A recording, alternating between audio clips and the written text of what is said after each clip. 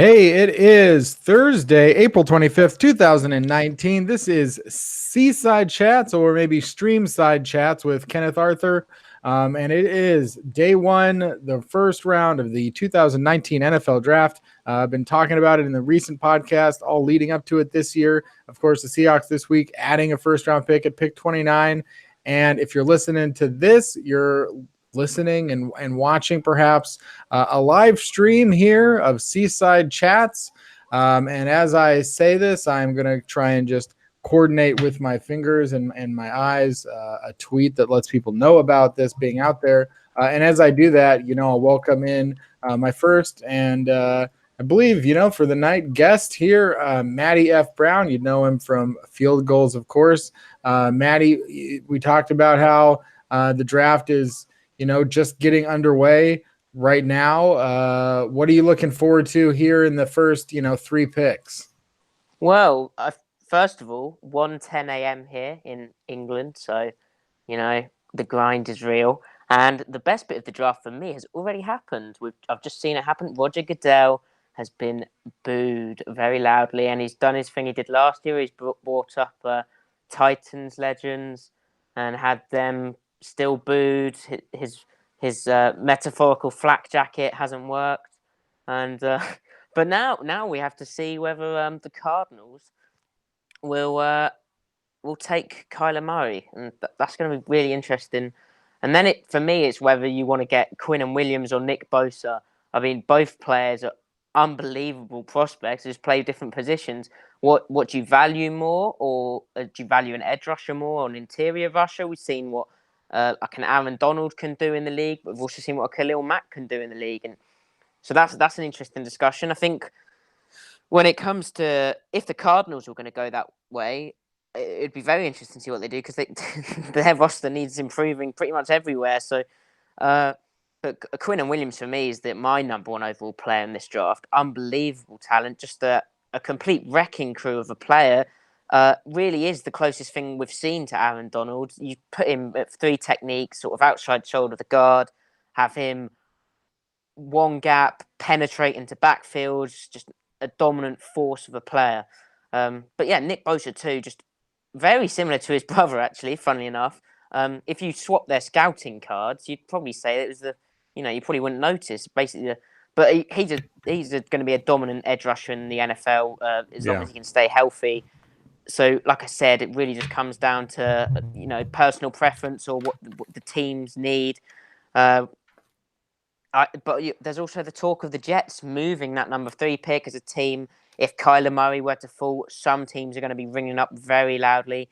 Or if a team wants to do something really silly and trade up for Daniel Jones, or if a team likes Dwayne Haskins, we've heard the Washington Redskins, they've got some absolute carnage going on at the minute with Dan Snyder taking over the process and them sounding like they don't even have a board, which seems like draft 101 to have a big board. I think every team does that. Most Twitter GMs do that, and yet the Redskins, there's absolute carnage as Dan Snyder wants to go get his quarterback, and it's just gone rogue, which is hilarious. And that's who do you like anyone in this draft as a franchise quarterback? I mean, I guess besides Kyler Murray, but I don't even know. I mean, maybe everyone listening out there doesn't know, maybe including Kyler Murray. Who are the franchise quarterbacks that you see in the draft? For me, it's a very light draft on franchise quarterbacks. It's not a draft I'd want a quarterback. I haven't had the opportunity to watch the quarterbacks in great detail because, fortunately, as the Seahawks are concerned, they're very blessed in that department. And obviously, the extending Russell Wilson really does ease those concerns further.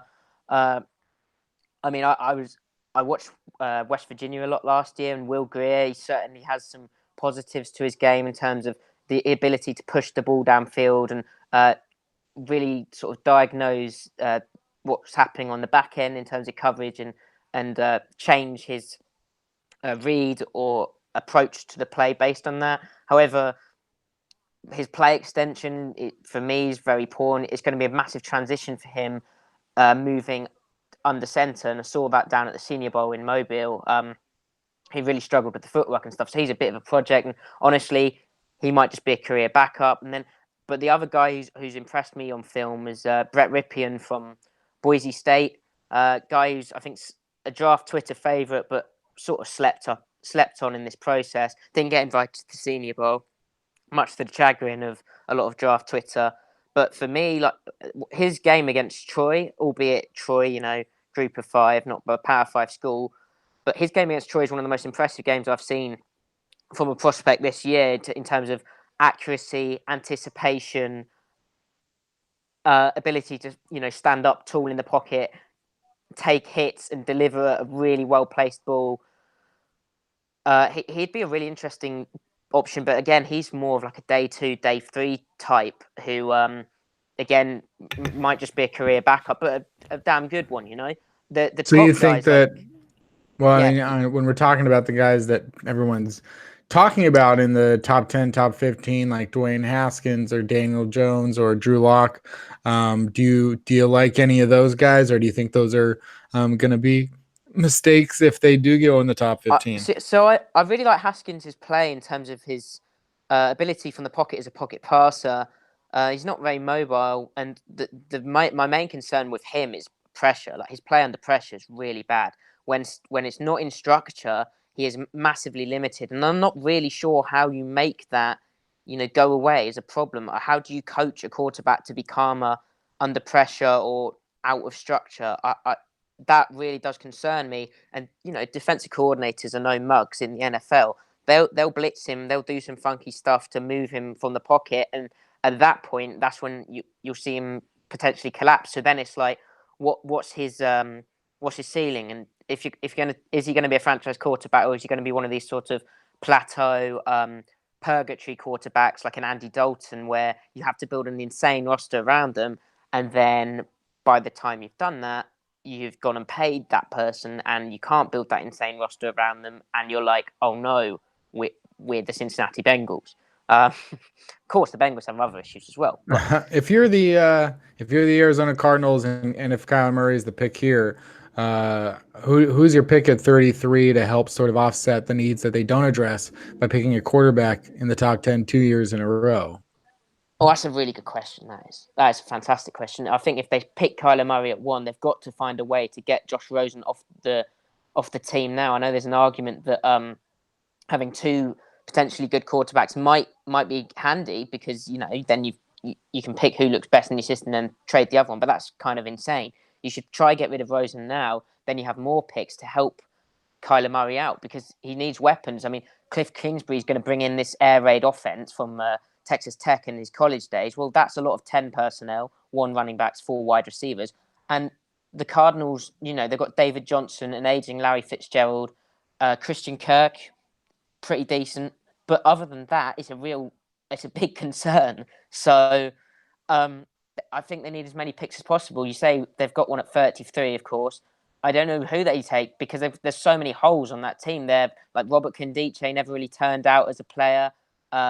That basically is Chandler Jones on that defense. Patrick Peterson. That's about it. That's a really poor roster, and I think the fact that changing coaches, it's a bit harsh, really, because where was the talent? Really, the bigger question is Steve Keim as a general manager. He's done a really bad job drafting recently. Yeah. And now they're in a terrible position, and they've gone bold with this coaching hire of Cliff Kingsbury, and he's that air raid sort, and that is going to be an interesting system. I think Kyler himself obviously is a massive weapon if he is the pick here, as we see the clock ticking down.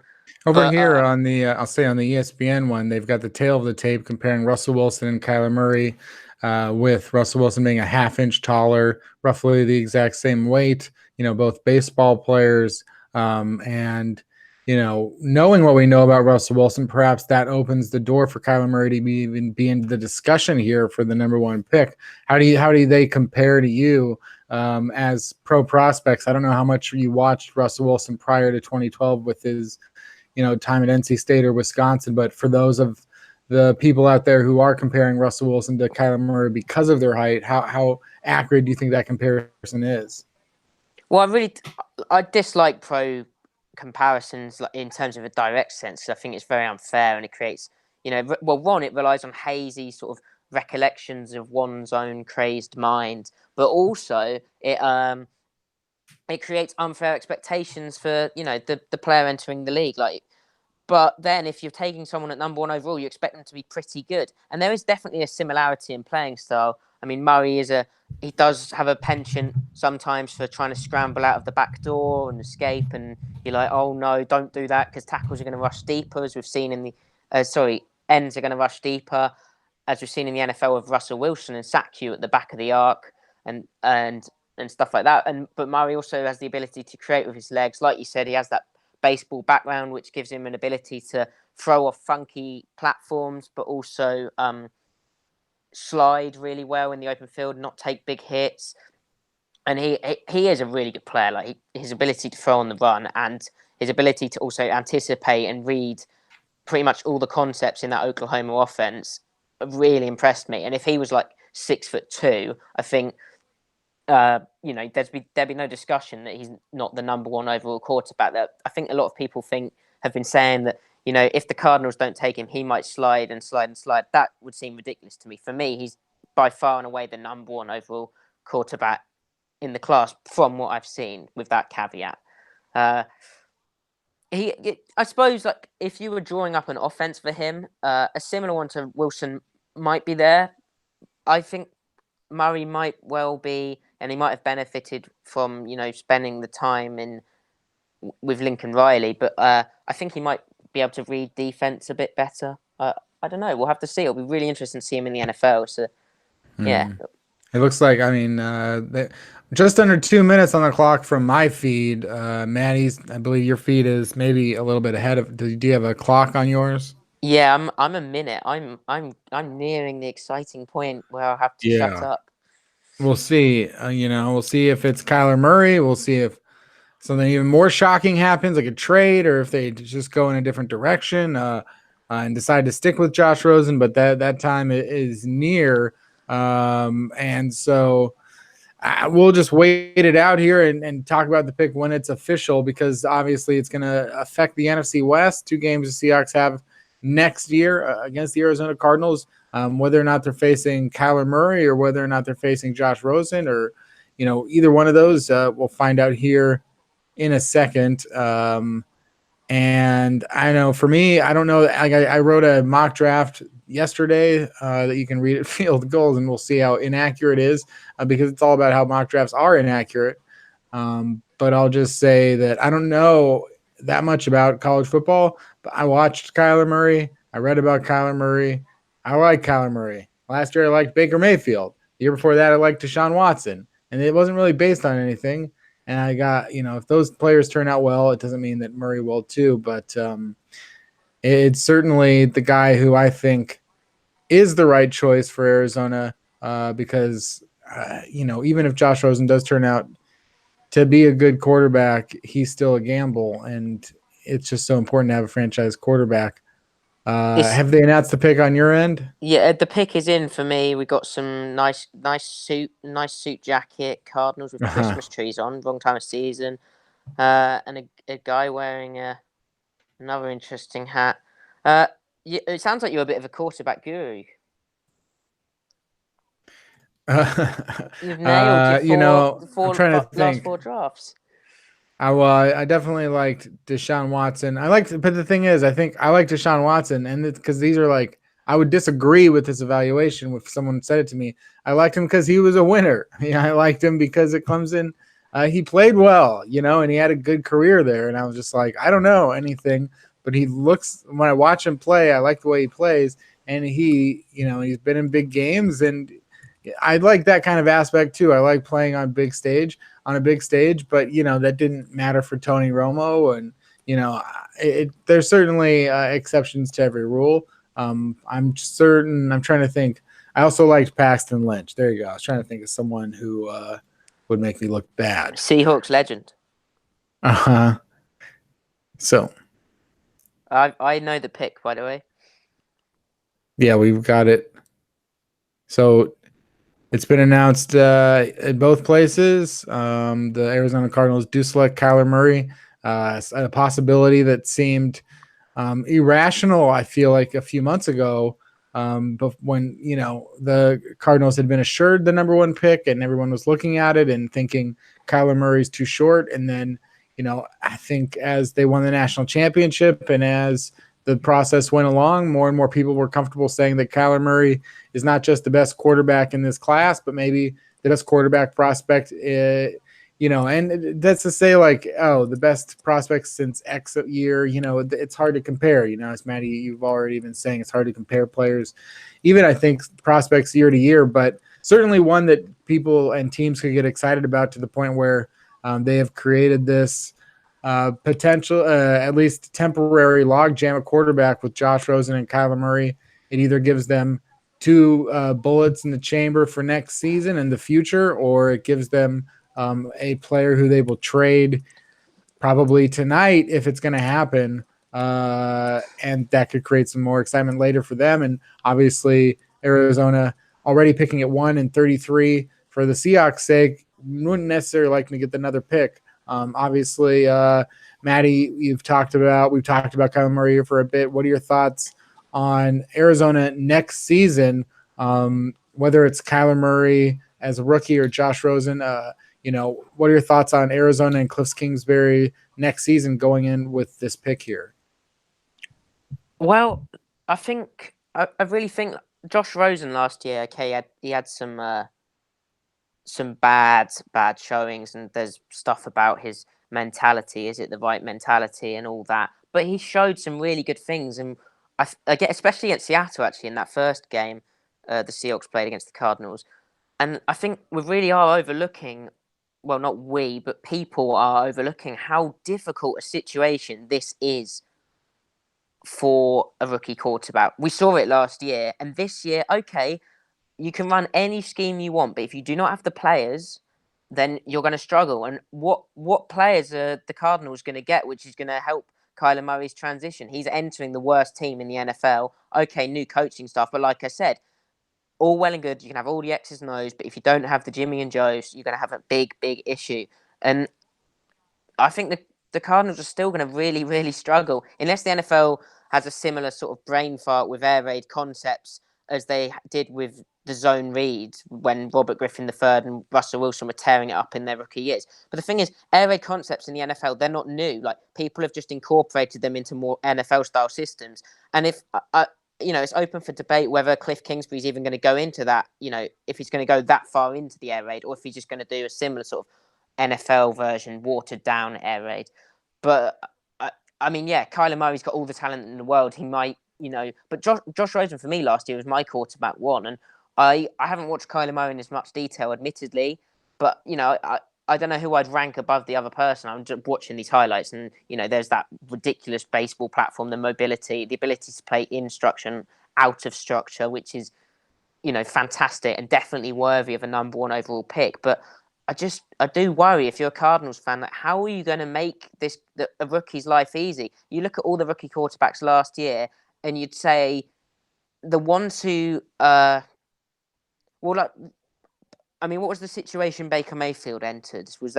That was pretty tricky, wasn't it? But he still had some semblance of talent around him in an offensive line, whereas you had with like the Bills, for instance, a pretty terrible situation, and Josh Rosen in a god awful situation. And yeah, it's just, how are the Cardinals gonna get Murray a team with they've got to trade Josh Rosen. For me, the 49ers' pick is in right now. And with the 49ers, a lot of the speculation, like, this has been a year, not unlike last year, where last year the top three was pretty easy to pick once we got in it, and then after that it was all hell breaking loose. This year, everyone pretty much has Kyler Murray followed by Nick Bosa. Is Nick Bosa that's going to be the choice for you as well, I take it? I think based on the way their roster is constructed, it's probably going to have to be Nick Bosa, isn't it? Because they're probably sick of taking guys who are projected to be good interior defensive linemen rather than just an edge rusher. They signed Dee Ford, which may free them up to take Quinnen Williams. Dee Ford probably going to play that Leo role, the playing 7 technique or 9 technique, sort of wider than outside shoulder of the tackle. But I think still it's more likely to be Nick Bosa, because they're sort of, there was talk they were going to trade Solomon Thomas, And Quinnen Williams is definitely more of a penetrative sort of interior rusher, but Nick Bosa would still make more sense here. Yeah. And then the corresponding move, a lot of people expect whether or not they'll trade Solomon Thomas and try and get something out of him. While maybe he still has value, though, that value may only be a 4th-round pick at this point. A guy who went 2nd overall, the first pick by John Lynch, and they were praised by moving down from 2 to 3 with the Chicago Bears, and the Bears took Mitch Trubisky, and were criticized for the amount of picks that they gave up. But Solomon Thomas, they moved down and they picked Solomon Thomas, and it doesn't work out. The Nick Bosa pick, I think, in large part because of the success of his brother Joey, is expected to be a real shoe-in for success right away. And I guess I feel that way too.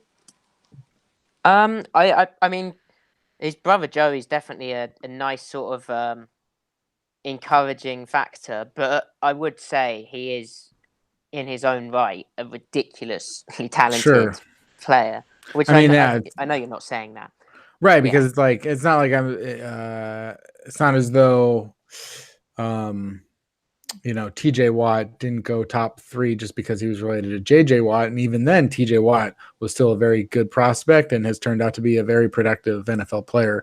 Though, like I've been saying all along, and I'll openly admit, I don't even know if I've ever seen Nick Bosa play a football game before. So it's me basically. He is he's something special. I mean, he was the only a lack of productivity because he was injured most of last year, and it's whether that Bosa family have got sort of an injury-prone nature to them, because his father was injured quite a bit. So Joey's been injured quite a bit, and Nick missed pretty much all of last season being injured. But when he plays, he gets so many pressures. He led, according to Sports Info Solutions, in 2017, he led college football in pressure rate percentage, which in the Big Ten, it's not some sort of Jalen Ferguson style conference. That's a proper big boy conference, and he can win in a variety of ways: power, speed to power, pure speed.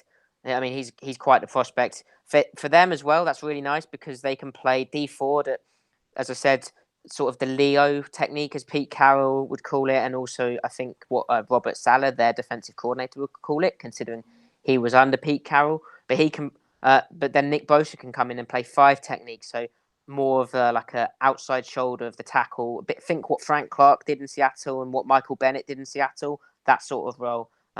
Bit of a concern being in the NFC West for the Seahawks, considering that's just another amazing pass rusher for them to have to deal with. But yeah, that was kind of expected, I guess. So this is the spot where all the hot action could happen. The number 3 with the Jets, talk about, does Oakland want to move up so that they can ensure that a team doesn't move up over them? Does Washington move up for a quarterback? Do the Jets reportedly they want to move down? In my mock draft that was made up, and I believe I had the Jets moving down right here with the Giants. So why not, something like that. But, are you leaning, if the Jets stay here, who do you like for them? You've got to take Quinnen Williams. I honestly, you'd have to take a really good, it would take an amazing offer for me if I was a general manager, which would be lovely actually. But if I was a general manager and someone offered me the chance to move down, it'd have to be a really good offer because Quinnen Williams is a hell of a player. He was my number 1 overall player in the class. He's the sort of player who you watch maybe 2 snaps and you're like, yeah, okay, that's an easy projection. I mean, it helps that he played in the SEC for Alabama, which translates a bit better to the pros than, say, the Big 12, where it's a bit less obvious. But yeah, Quinnen Williams just absolutely dominant. I'm going to actually be tweeting a video out of his play against LSU, which is just scary. That's the most dominant tape I saw in 2018, and probably from a prospect ever. Since I've been watching guys, which is since about 2012. He is really something special. The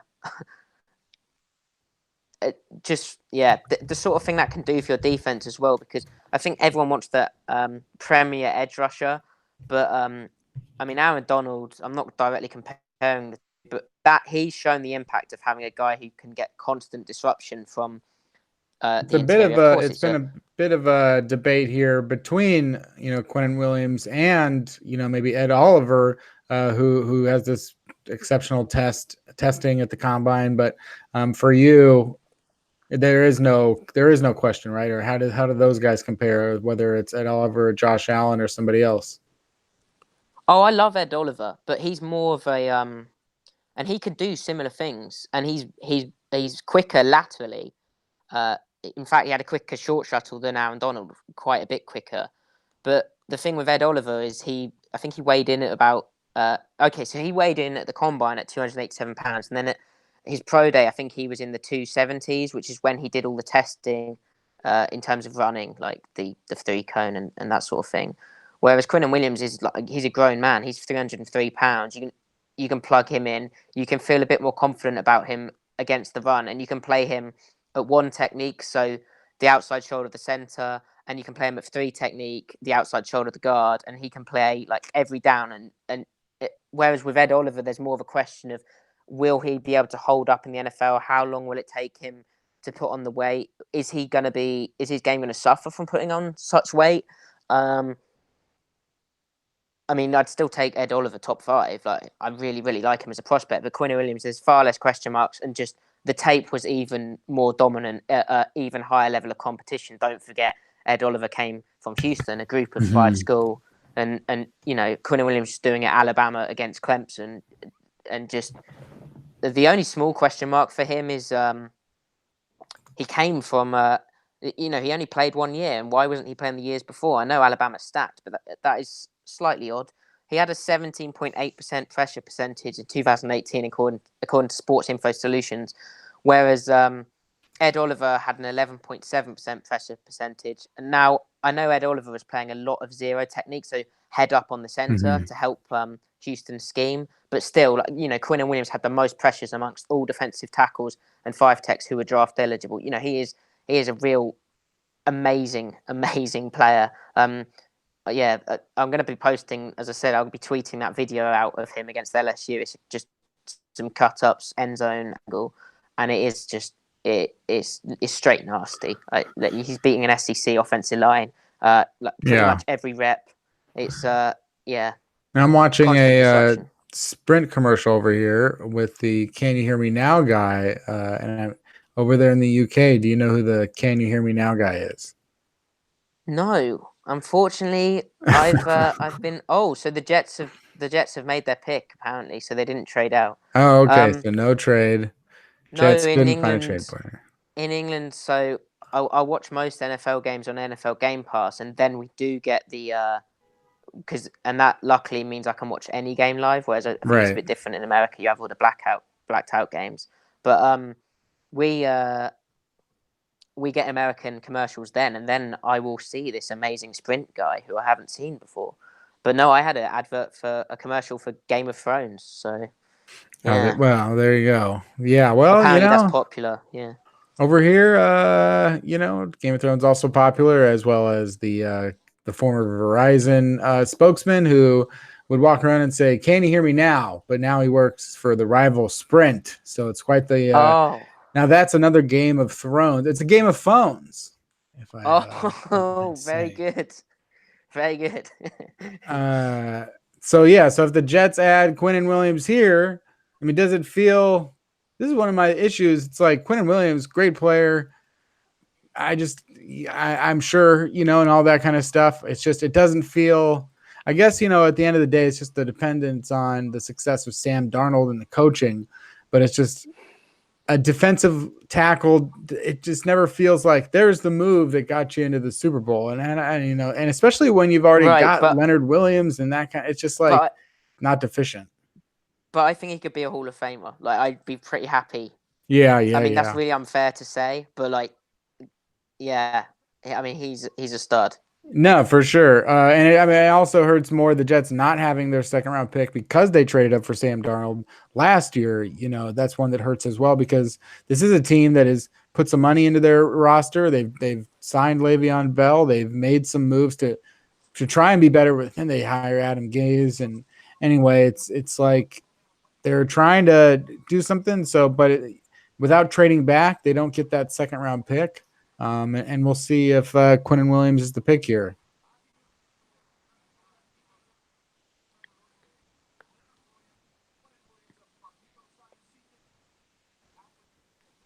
Yeah, it's pretty chalk so far, as they would say during March Madness. As we go, Kyler Murray, Nick Bosa, Quinnen Williams. For those of the people that split off and did choose Ed Oliver at pick 3 or a trade, that is not what happened. And now Oakland is on the clock. This top 3, Matty, when you're looking at Kyler Murray, when you're looking at Nick Bosa, you're looking at Quinnen Williams, probably a top 3 that every player has a case for being a number 1 pick in many other years of the draft. Would you say that this is, one of the better top 3s of recent memory? Yeah, it's a really good point, actually. I mean, yeah, we've talked about how the Kyler Murray situation he's going into is going to be tough, but he's such a talent. And yeah, Nick Bosa and Quinnen Williams, wow. I mean, what players, what great pass rushers. Quinnen Williams is a really good run defender as well. And Nick Bosa, I haven't seen as much of him doing that, but he seems like a pretty complete end to me. So yeah, I think, yeah, I hadn't thought of it like that. That's a good point. It is sort of like the best the best top 3 with yeah, I'm trying to think back to previous drafts. Yeah, it's almost the way everyone thought it would shake out. there's definitely. Everyone is your genius right now because. And I can't imagine that Oakland has a ton of incentive to trade down, having already owning 2 first round picks later on today. I can't imagine they're in a. How do you feel right now? Because I would feel like if I'm in this position and if I'm a team that's picking in the next few picks, depending on what my needs are, that I'm not in a hurry. That it feels like at this point, a lot of the prospects are maybe similarly ranked. Do you feel that way, or are there can't miss, can't pass guys still available right now? Well, I kind of get the feeling that, I mean, Mike Mayock's the general manager, right? But you sort of get the feeling that John Gruden's still in charge, and is he really trying to sort of live Al Davis's dream, and is he going to take like someone crazy like a DK Metcalf in classic Al Davis fashion, the big fast wide receiver? Ultimately, I think they'll be a bit more sensible, and I think Ed Oliver will probably be the pick here. I can see that. I could also see him trading down. It's interesting from a Seahawks perspective. We kind of want these quarterbacks to fall so that a team will want to trade back into the first round, particularly at number 29. Just get right back into the back end of the first, and then get that 5th-year option on the rookie deal, which is obviously teams value that for their signal caller. What are your thoughts on Derek Carr, because he's been somewhat of a controversial figure, I think, in the terms of some people saying that he's good, other people saying that he's bad, and just sort of breaking it down. He's 28 years old. He just turned 28 last month.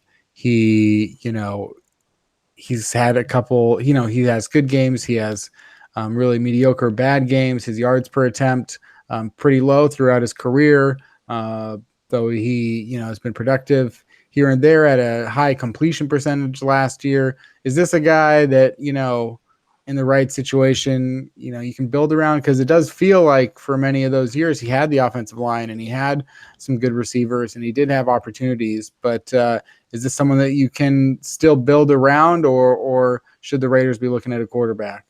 The Raiders seem to talk ad nauseum about how Derek Carr was their guy, but he, to me, last year especially, just looked like a completely broken quarterback. Now, a Tom Cable offensive line, we know what that can do to quarterbacks. Somehow, Russell Wilson managed to survive, though occasionally he shows sort of shell-shocked traits from years of scrambling around. But when you're not mobile and you're like a more of a classic pocket passer in the sense that you can't run away from people like a Derek Carr, I think that has a bigger impact. There was that. I was at the game in London when the Raiders played the Seahawks, and Derek Carr looked completely broken. And there was another game where he was he like almost seemed to cry, like he actually seemed to be crying from a hit. And I just wonder if he has been like his brother, sort of collapsed by bad offensive lines. I think really they could do with an upgrade at the quarterback position. I certainly wouldn't want to pay him. I wouldn't want to give him a big contract. So they do need to start thinking about that. I wonder if they could take. I mean, Ian Rappaport here, he's saying they might take Dwayne Haskins. Could maybe see that, but I don't know. That would. It'll be interesting. I know. I mean, it's Mike Mayock's first draft, so he's going to want to make an impression. And yeah, I mean, Ed Oliver would be a good pick, and it would. Let's not forget they got rid of Khalil Mack, their premier pass rusher, and with Ed Oliver being the weight he is, they might play around with him and have him at 3-tech occasionally, but also move him outside onto the edge and rush him off there and loop him and twist him and get a bit creative with him as a pass rusher. I mean, they definitely need some pass rush. This got to be if you're Mike Mayock, and you're a former NFL Network draft analyst, putting out mock drafts every year. It's one of your favorite things to do. This has to be sort of a dream situation. Your first year as a GM in the NFL, having the number 4 pick, having 2 other first-round picks. He's got a lot of tools here with which to play tonight, and it's got to be a nice little dream situation, especially in a draft that might be, one of the most talented since 2011, and even though those first 3 guys were maybe the top 3 consensus guys in the draft, the next guys up here are pretty good. So just a matter of whether or not the Oakland stays later on at 24 and 27, or if they try and move up, but a lot with which to use.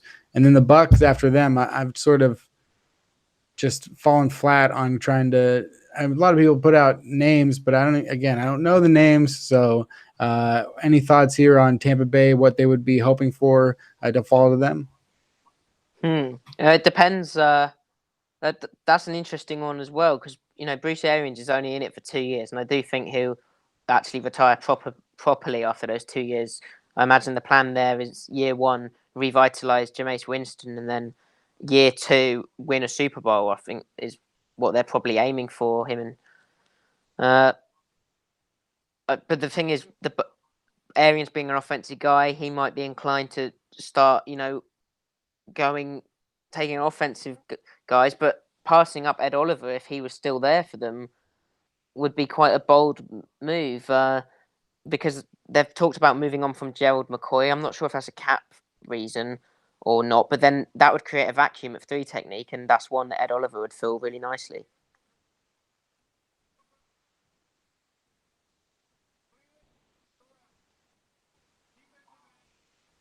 Have you seen the pick, Kenny? Not yet.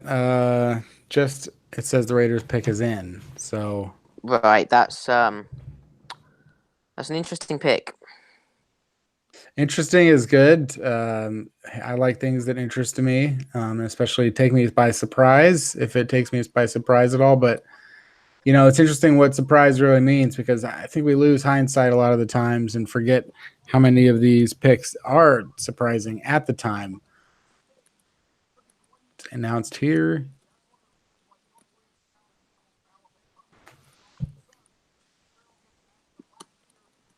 Yeah, it is a surprise for sure in terms of what people were talking about.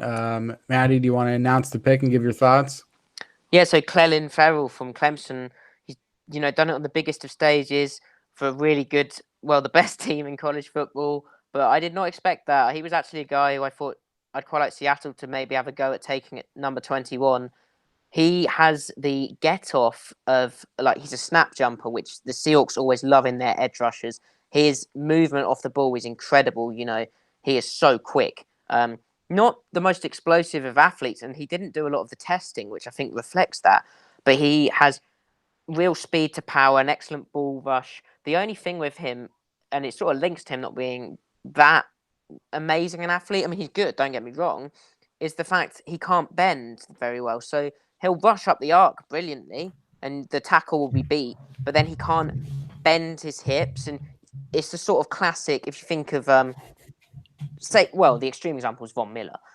The way he is able to, when he's at the top of the arc, bend his hips or dip his shoulder and bend round the corner and get to the quarterback. And Ferrell wasn't able to do that. He sort of tried and he just looked so stiff. So he's more of a guy who I think has to evolve into a straight line sort of rusher where he becomes a bit more speed to power in the NFL. It's just there'll be a lot of frustrating sort of misses where he's like trying to corner, can't, quarterback steps up and completes the pass, which means the Raiders will need a strong interior push as well. But yeah, number 4 is surprising. There's guys like Brian Burns who like draft Twitter love and I love as well. He's an incredible, much more of a speed rusher, more in that sort of 250-pound range. If we're looking at it from a Seahawks perspective, Brian Burns would be more of a Leo. So again, that 7 technique, 9 technique, like way outside the tackle, or way outside the tight end, not outside shoulder. Whereas a 5 technique is what Ferrell is, and that's more of like outside shoulder the tackle. And Ferrell's motor I really liked, and I also liked the way he played against the run. He was very solid against the run. It's just that lack of bend, and also the lack of being an amazing athlete, which makes. I mean, this feels like a shock. I mean, it's just like it's a massive shock. Yeah, even the people, Farrell's family, just I mean, can you imagine? Because we see so often they show the players who are quote unquote sliding, but in this case. And we see like the depression of like going later in the draft than you thought. But in this case, I feel like if you're Cleveland Ferrell, if you had any luck, maybe you somehow avoided mock drafts, I'm assuming the family never can avoid the mock drafts, and you just start preparing yourself like Cleveland's gonna hear his name at 20, I hope, or like Cleveland's gonna hear his name in the first round, I hope, and then you go number 4. In a class considered maybe the best defensive line class of all time, you've now been ranked ahead of all of them except for Nick Bosa and Quinnen Williams. It feels like quite the shock. And, I mean, what are the odds, Matty, do you think that he proves to be an elite pass rusher out of this draft? Well, this is the thing. It is a massive shock. Like I said, he's not the elite athlete that we thought, and in taking him for, as you said, in an elite defensive line class is an odd decision, particularly because the reasons Oliver would have made sense there, and the reasons why Quinnen Williams is gone is because they are interior guys who have like amazing pass rushing skills and lateral quickness. They're like freaky, amazing athletes, so athletically gifted. Whereas Ferrell's like an edge guy who, honestly, like him and I mean, he was sort of ranked around where Chase Winovich was in the second round, and it's like a second/late first round. And it's like, why have they, like, I get liking your guy and wanting your guy, but part of good drafting surely is to take players where they're valued and not reach on them. And that seems like a reach to me, unless the league was a low tie on him. But I can't really see why they would be when he didn't, like I said, he didn't do much of the athletic testing. And I don't think he is that amazing an athlete. So that is very surprising to me. This next pick from Tampa, like we talked about, that could be Ed Oliver. They also have I think they have a need at linebacker, don't they? Because they lost Alexander, is he called? I forget his name. Quan Alexander. Yeah, that's the fella. Yeah, so that could be who they take here. Hey, Tampa Bay they just strike me year in and year out as like the most boring football team. Terrible uniforms. It's bad coaching. And obviously, yeah, Bruce Arians, they're trying to swing in a different direction. Maybe someone who already has a reputation and that has some success under his belt, and is very experienced, but boring. I just can't. I think they'll take. I think it. So, like I said, it will either be Ed Oliver or it will be Devin White or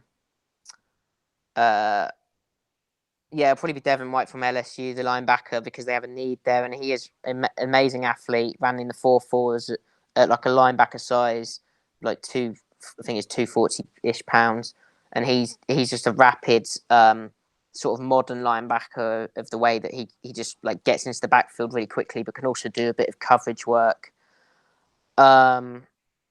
course, it could be Josh Allen as well if they wanted to get another edge rusher. If there's a bit of just a run on defensive line with all the guys wanting to get that ledge after Ferrell's gone.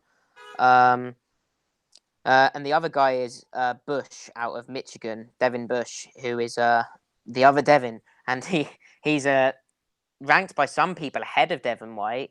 I think a lot of people's issue with Devin White was the fact he over pursues a bit. Well, actually, really, that's just sort of how LSU linebackers are coached, just to see and hit the guy and not really worry about like a near hit pursuit angle.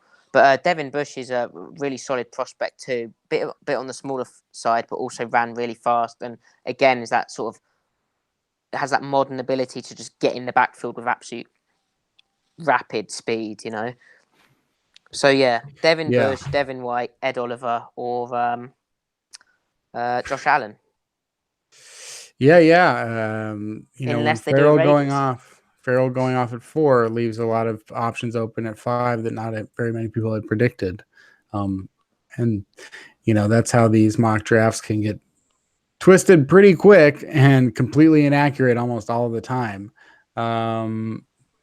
But I feel like the Bucs could go in a lot of directions here. For me, in my mock draft, I thought good spot to trade down because they could go in a lot of directions. But it's always just possible that there aren't that many phone calls coming in and that everyone, a few spots back feels comfortable, especially I think, when those surprise picks happen. But here comes Tampa Bay's on my feed. Here comes Roger Goodell now to announce Tampa Bay's pick.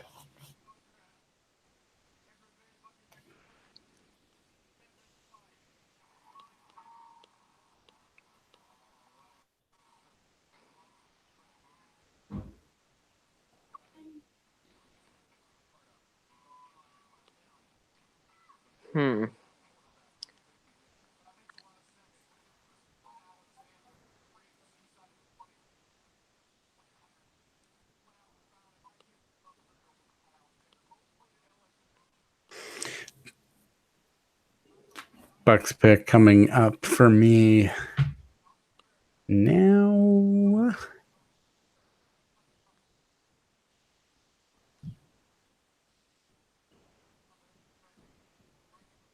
So a lot of people had predicted Devin White over and over again in a lot of mock drafts, and I guess it just made so much sense that that's what happened. Yes. Devin White, inside linebacker, LSU. When I think inside linebacker, I think of Bobby Wagner personally. So if someone goes top 5 as an inside linebacker, I'm like, that guy must have the ability to be as good as Bobby Wagner. Is that the case? Hey, I mean, I haven't watched much inside linebackers because again we're blessed, but he seems to be pretty damn good. Can just run and run and run and read plays and hit, and yeah, I mean that's what you want from a linebacker in the NFL, isn't it? Just the ability to just out athlete people and be violent downhill, and I think that's what he is really. Good tackling rap, and like I said about the over pursuit stuff, which I think on a lot of these highlights you can sort of see it. That's just how they coach their linebackers, see ball, hit. So that might take a bit of an adjustment in the NFL, but I mean, I'm sure he's a coachable guy, and that seems like the right pick. Everyone's mocks have been ruined by that Ferrell pick, but after that, I think that's an excellent pick. And I hope you get to see this. There's a massive Bruce Arians cutout being waved by Buccaneers fans, so they're very happy with that. Yeah. And I think with the Giants on the board here now, again, it becomes a quarterback talk. And the Giants, I felt, should have drafted a quarterback at least last year instead of Saquon Barkley. That didn't happen. Obviously, they still have a need to replace Eli Manning, even though Eli Manning is still there right now. And I don't know, it doesn't.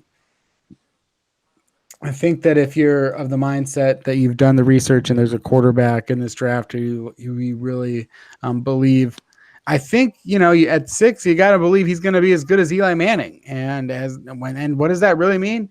It means, 12 or 13 years of capable production, of being a capable starter. I don't think Eli Manning is a particularly good quarterback, but he's he's been good enough for a long time to keep them competitive to win 2 Super Bowls. But then again, they haven't really been competitive in any of his other seasons. So there is that downside to it. But anyway, I digress. I think if there's a quarterback like there, you stay. And if not, take another position, especially Matty. It seems like some of these other guys have fallen down the board because of the Cleveland Farrell pick. This defensive line class, you get someone maybe if you really like Josh Allen or Ed Oliver, that could be a pick here for the Giants. What do you think? I'd be really shocked if they didn't try and get their quarterback now. I mean, it is Dave Gettleman. He said all this stuff about how Eli was fine and exceeded expectations last year and all that sort of crazy stuff. But surely, in this, I know what I've said about the quarterback class and how I don't really think it's that great. But surely you've got to take one if you got your guy, because I mean Eli's done. Like he's so done. But you have to factor in as well that Dave Gettleman is a bad GM. I feel. He has definitely he's not done very well so far, has he? And I don't know what Odell was like, in that locker room, but trading him and you're going to take a rookie quarterback and you've basically got no weapons on offense other than Saquon Barkley, and you're like trying to big up Sterling Shepard as the next best thing. That's I guess they've got Evan Ingram who might have a breakout year, but They paid Sterling Shepard what they paid him. Yeah, that's ridiculous. Like he's just yeah. So and their O-line's still kind of broken, isn't it? They're just like a bad team. Which is why I think they're a bad team. And that's why I say if you believe that one of the quarterbacks is the guy, then that's who you should draft. But if you don't believe that, there's always that pick at 17. But I definitely see they just need to get more talented players, even if it's not their biggest need, or it's not exactly a year where you can replace an Odell Beckham through the draft, and or not expect to, with the wide receiver class being as it is. But I would assume maybe, and it's another interesting thing is that I feel like previous drafts of recent years have been more active in the trade market at the top. This one, no trades yet today. Have you got the pick yet? They just announced it.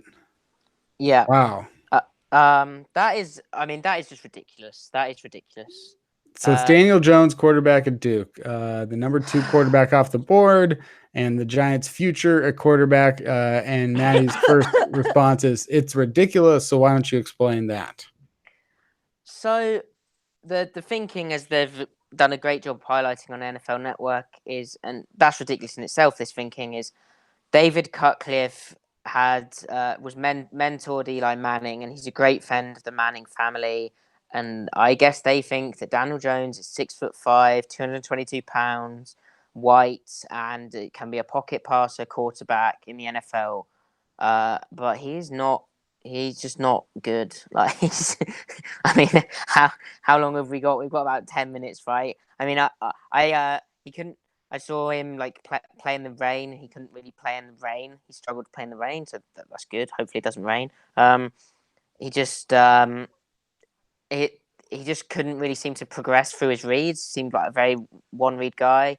Seemed to have a pretty slow release. Seemed to just have a massively ridiculous sort of faith in his arm, like in terms of I don't know whether it was him just not seeing stuff or him like trying to throw it into massive tight windows, which were never on, and like not seeing defenders.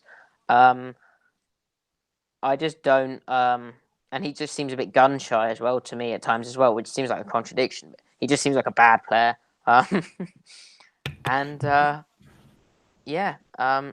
and he turns the ball over. So yeah, well, I don't know anything about this guy, especially playing at Duke. It's an interesting. I could go back and find the last time a player from Duke was drafted in the first round of a football league. But I wouldn't be surprised if that didn't happen.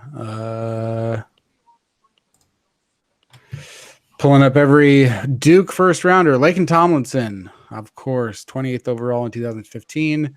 And then you'd have to go back to 1987, Mike Junkin, 1967, Bob Matheson, 1965, Mike Curtis, 1942, Steve Lach, and 1940, Hall of Famer, you know him, I love him, George McAfee, halfback out of Duke, second overall. But Daniel Jones, the first quarterback ever drafted out of Duke in the first round, the first player, only the second player in the last 30 years to be drafted out of Duke in the first round. And But you scout the player, not the helmet, right? oh, for sure, absolutely. But I mean, that pick to me just feels like they're gonna try and sit him under Eli for the year and maybe like nurse him in afterwards. But the whole thing just is ridiculous.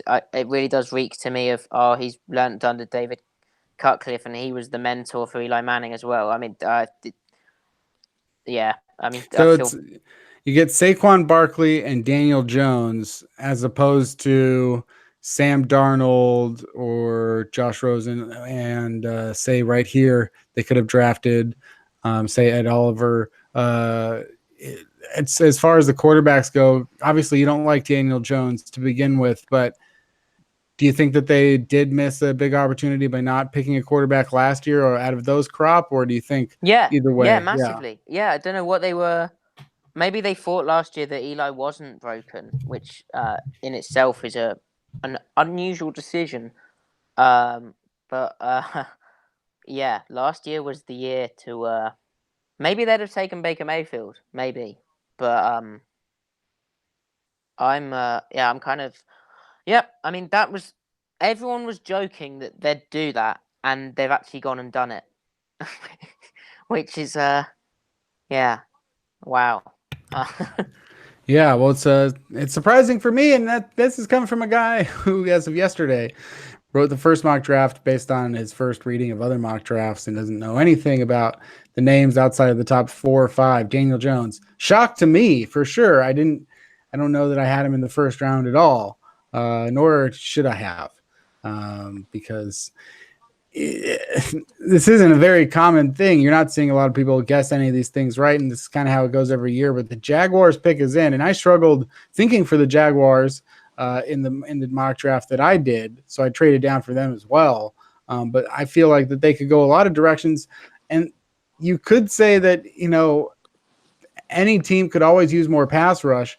But for Jacksonville, this doesn't seem like a great draft for them necessarily because more defensive line isn't necessarily what they needed, but it doesn't mean that wouldn't be something that could not help them alleviate, a future without Calais Campbell.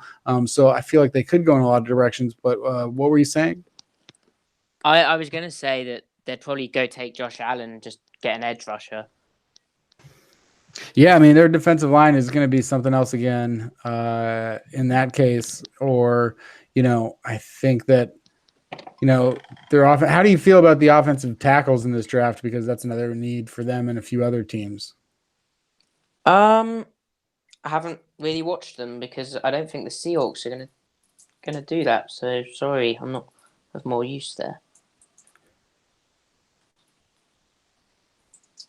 So as you predicted or said, the Jaguars select Josh Allen, so that gives them Calais Campbell and Yannick Ngakoue and Marcel Darius, a very good defensive line again. Just gonna pull up their depth chart really quick, but the Jaguars. Josh Allen's a hell of an edge rusher.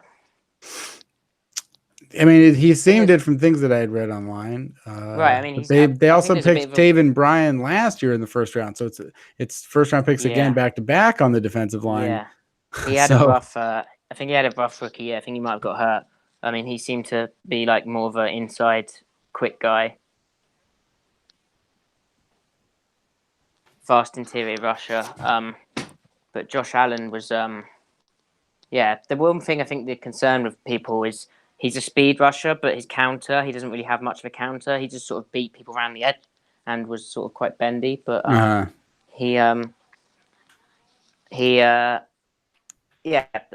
it's a tricky situation because his college work was impeccable. Really, it's just because he's never really had to use his counter. Because I mean, they're showing him here drop into coverage. I don't think the Jags are going to have him do that much. I mean, in terms of their scheme, they'll probably just rush him most of the time. But yeah, it's whether he can learn a counter when he finds a good enough tackle to stop his speed rush. But I'm not sure. There's only a few good tackles in the league, and he had like ridiculous pressure percentages. If I go through, if I just get up the old handy excellent Sports Info Solutions, Josh Allen in 2018 had a 26.8% pressure percentage, which was way ahead of Nick Bosa, who was in second place with 19.7% pressure percentage. So Josh Allen led all edge rushers in pressure percentage, all draft eligible players in pressure percentage, and that was found in the Sports Info Solutions Rookie Football Handbook, which I'd really recommend that get it on Amazon as well, which is handy for an international person like me, so I didn't have to pay for shipping, and had it instead on Kindle. So Josh Allen, really good pick, I think, sort of pick you expect. Now the question is, where does Ed Oliver go? Does he go to somewhere like Detroit Lions? Is the NFL doing their classic? Oh, he's a bit small and he's a bit undersized, so we can't take him. That sort of thing. Well, they didn't do that for Kyler, so they got one win for the smaller guys. But Lions on the clock here. Yeah, it's another team that when you're picking at this point, you got several needs. Even when you're picking at the end of the draft, I think the Seahawks got a lot of needs. So it's an interesting thing that so far there have been no trades, and I wonder if that's because, especially when a team like the Raiders, does take Clelin Ferrell, maybe they had intel that said Clelin Ferrell's not going to last outside the top 6, and maybe they had that belief, and maybe that's true. We wouldn't possibly know, but if they weren't able to trade down and still get Clelin Ferrell, if they weren't, because I would assume if you felt comfortable with that, then you would take some move to trade down, but the Raiders didn't. And I'm wondering if that's because teams aren't as anxious at this time to trade up, and whether or not that'll affect the Seahawks and as well as the players left on the board. I mean, I assume that at this point, well, Daniel Jones, you had mentioned if the quarterbacks fall a bit, but Daniel Jones, obviously he goes number 6. So far, would you say that the top 7, coming up here on top 8 has worked out in the Seahawks' favor, or it's still a little too early to tell? It's probably a bit early to tell. I mean, the guys who've expected to go have gone, other than maybe, Daniel Jones was a guy who I thought maybe could go late first round, but it's also nice that people like Dwayne Haskins and Drew Lock haven't gone yet, though I think they may go pretty quickly to Denver and Cincinnati. I think they'll be looking to take quarterback. So that it might be the case that if the Steelers are looking to trade down from 29, their last hope might be only Will Grier. In terms of the rest of the draft, like I said, I think it's just played out as we'd expect. None of these guys. The interesting one will be if Ed Oliver manages to keep falling, or if Brian Burns falls, and then it's like, would Seattle stick at 21 for them? I kind of hope they would, but I'd be surprised if they got there. We got another person joining the show right now, Joe McAtee, who has been with the draft most of the years that I think I've done it, and a lot of podcasts in the past. I'm already currently on with Matty Brown. Joe, say hello to Matty and vice versa, and welcome to the 2019 NFL Draft. Hello, Matty. Hello, Kenny. Hello, Seahawks fans. My mock draft is still batting 100%. Yeah. That's amazing. It's a lie. No way. It's a complete lie. Also, you don't bat 100%. I'm sure I offended some baseball fans with that. Yeah, for sure. This is great. You come in and we can have a fresh topic on all the picks. But big shock at Clelin Ferrell. Your thoughts? What are your thoughts there? It's a surprise. I'm not surprised they went after an edge rusher, but it's one of those things where I think a lot of things irk me about Twitter, Kenny. But one of the things every year that I get irked by is people who make declarative statements about the NFL draft. Player X won't go in the top 20 picks. Player Y, there's no way he falls below 12. And every year we do this, and drafts get weird because they're irrational, and some of the guys in charge of them aren't very good at their jobs. It is what it is. But yeah, I mean, it's an interesting pick. Nobody saw it coming. I wish I was at Cleveland Farrell's draft party. Looks like a lot of fun. Looks like Nashville's a lot of fun. And picks like this are what make the draft so fun. Yeah, Nashville does look like it's fun, and I would like to go visit there sometime. So that is true. Here's a question for you: should they give the draft to like every football city? Because now that they're moving it around, and you know, you get it in Seattle, that'll be fun. You get it in LA, that'll be fun. You get it in Houston, that could be fun. All these other places. Are they going to have to do the draft in Buffalo? Are they going to at some point? Do they have to? You have to limit that. You've got to cut it off. You can't open yourself to some. I'm sure Buffalo's lovely, but there's only so much things to do there. Or even Green Bay. That would be, I think, rather dull. Welcome to wonderful Cincinnati. I think all events are overrated, and having them in your city is usually terrible. So, TJ Hawkinson to the Lions at number 8. When you look at a tight end going in the top 10, historically, that's pretty rare.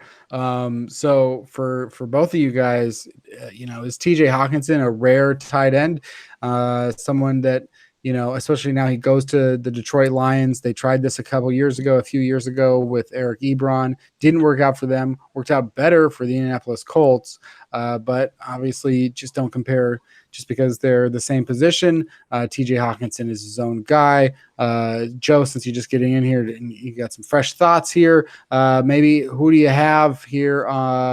Is TJ Hawkinson one of these guys who is a tight end? You're like, yeah, that makes sense. Is at number 8. Yeah, definitely. I like him as oh, go ahead, Matty. My bad. No, I'm sorry. You go ahead. I defer. No, I like Hawkinson as a tight end prospect. I don't really know what the Lions are doing right now. Like what kind of a team? I don't mean that in terms of the pick. I just mean in terms of what kind of a roster they're building. Like, are they going to stick with Matt Stafford? What kind of a offensive game plan are they trying to build? It's kind of a confusing pick. It's not that he's a bad pick, and he could certainly work out for them. But in terms of the logic of how they've built this roster the last 2 years, I'm not really sure what they're doing. Yeah, that's a really interesting point. I think this kind of hints that they're sticking with Stafford. I think Patricia is pretty happy to stick with Stafford and then try to build a defense that sort of suits his sort of hybrid scheme. But in terms of if we talk about Hawkinson himself, like, he seems like a hell of a player, an all-round tight end. It's partly a George Kittle effect, I think, and people saw what the Niners managed to do with him, and they're like, oh, we'd like a bit of that. And he's not as dynamic as George Kittle, but he is an all-around tight end who can block and he can catch and can get downfield, and he's still pretty damn fast for a tight end. Yeah, what's the story with Iowa? For someone like me who doesn't follow college football that closely, what's the story with Iowa? Why do they have, the top 2 tight ends this year and George Kittle a couple of years ago? What are they doing? Who's the coach? They run the ball and they don't pass to their tight ends that much, and then everyone's like, "Wow, this guy can block." And like the thing with Hawkinson was he didn't even get taught. He didn't do blocking in high school. He only learned it at Iowa, and he's only I think he's a redshirt sophomore, so he's only played 2 years of football, and yet he can still block amazingly. And a lot of blocking is wanting to do it, as we saw with Jimmy Graham. But they probably run the ball too much. That's a good question on why they managed to recruit so many good tight ends. I guess it's the athletes there in the state of Iowa are of a tight end sort of build. I mean, where did Hawkinson? Yeah, Hawkinson's a home state guy. Yeah. I think that's part of it. I also think it's Kirk Ferentz. You ask who coaches it. It's Kirk Ferentz. He's been there probably more than 20 years at this point, and his system hasn't changed. It's the same pro style system. It's great for running backs. It's great for offensive linemen. It's horrible for wide receivers. But it's interesting. The one thing I'd circle back to with the idea of Hawkinson going to the Lions is if Matt Patricia's trying to build out the defense, I would have, and this is why I expected it, something like an Ed Oliver. There's a couple other defensive prospects you could have put here, and obviously Josh Allen Devin White being gone, but they would have made a ton of sense here. That's why I was just a little confused by this. Is if you're sticking with Stafford and you're trying to build out this defense, that defense is going to need some work. Right, and it's like, why not? Like this, the perfect player actually for a Patricia system would surely be someone like Ed Oliver, because he's a guy who you could line up, like 3 tech, 1 tech, 5 tech, 7 tech, 9 tech, all over the defensive line, and just loop him, even maybe line him up some off ball, and it seems like he'd be really effective there. So kind of surprised they didn't go down that direction. Yeah. Well, the Buffalo Bills pick is in. I'm waiting for it. Matty's a little bit ahead of us, and he's kindly not tipping the picks as of yet. We'll see if he gets upset later for some reason and then just starts tipping the picks willy-nilly. But Joe, quickly, your thoughts on a Bills need? Bills' need would probably be on offense to help Josh Allen, but you got to wonder how far Ed Oliver drops. I thought he would be a top 5 caliber talent, so I'd be surprised if these teams keep letting him slide. Well, as you speak, so he goes. Ed Oliver is the pick to the Buffalo Bills. Not surprised. As far as the Bills' needs at defensive tackle, it's like, yeah, he's a top 5 pick. Again, it's just this is the feeling that I have sometimes. Well, I don't know. I guess I can't really, I'm talking to a guy who roots for the LA Rams, so the value of defensive tackle is completely out of whack in your brain.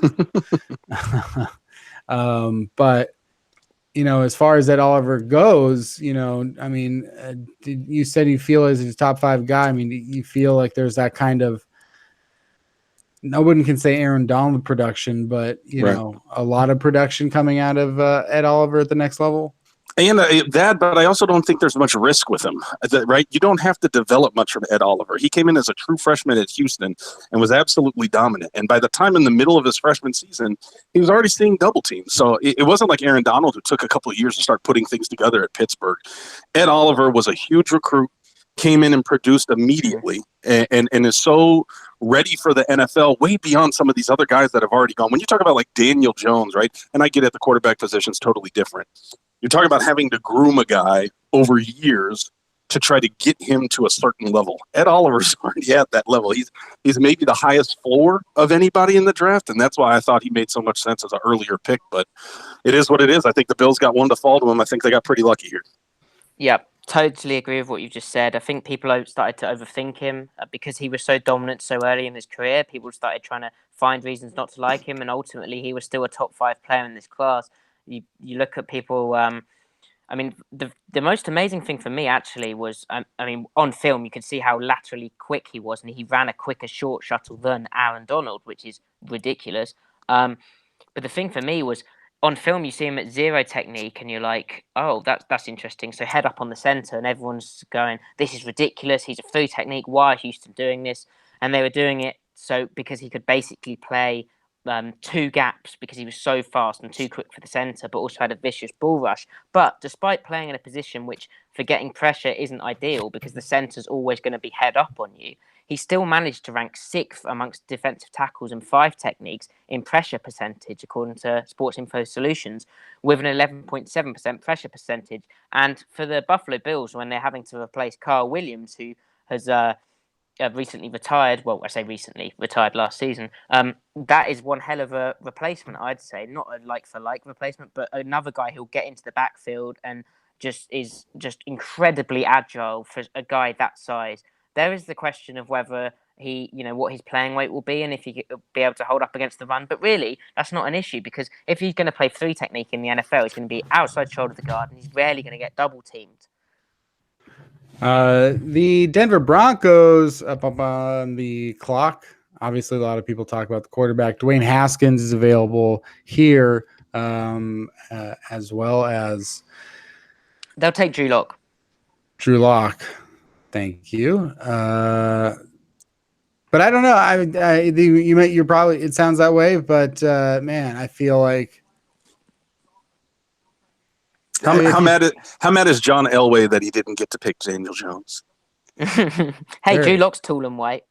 Yeah. It's just I feel like John Elway, you're so bad at picking quarterbacks. you became a success Let a at Denver fan do when you it. started building the defense. Obviously, you got, Peyton Manning. I know Joe Flacco is not Peyton Manning or even Eli Manning, but I feel like if you wanted to compete, and I think you could compete pretty, by next season, you get better. You just get a good player. And I mean, if you feel this way about Drew Lock, then I think obviously if you feel this way about any quarterback, then that's the guy you go with. But I never thought I'd be advocating for anything pro Flacco, but I can't imagine that a quarterback in this draft that I've seen moves the needle.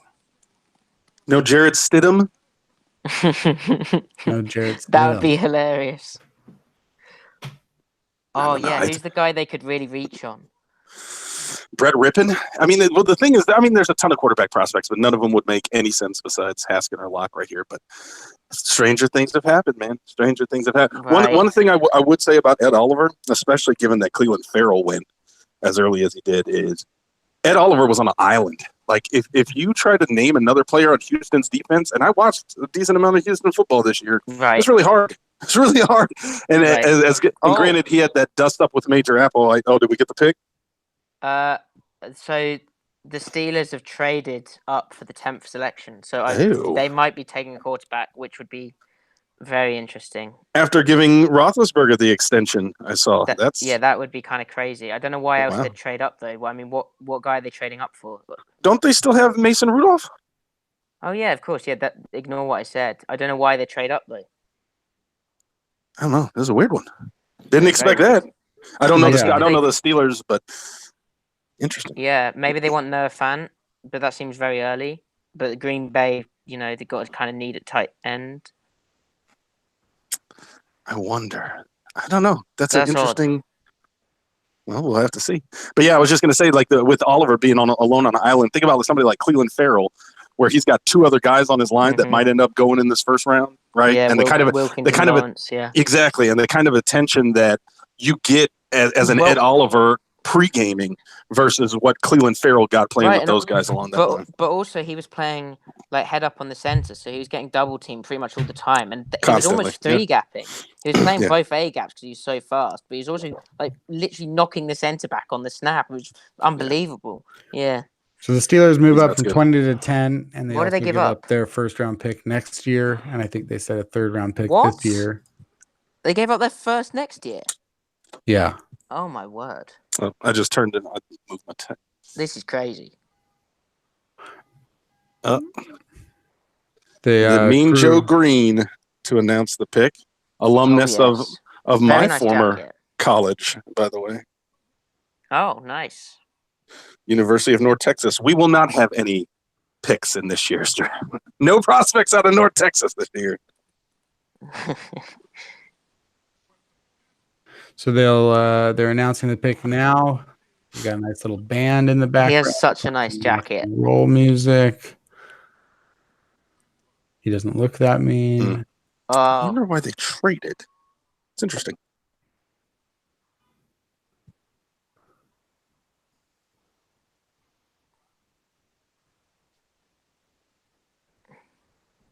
I wonder, sometimes when you get these trades like this, you wonder how much individual teams like guys so much more. Like, is this guy's stock something that was agreed upon by other teams, or was this just Pittsburgh falling in love with I've seen the pick, and I think it makes sense. It's just a bit odd where they did it, because the teams after them, Cincy, they got to go quarterback, right?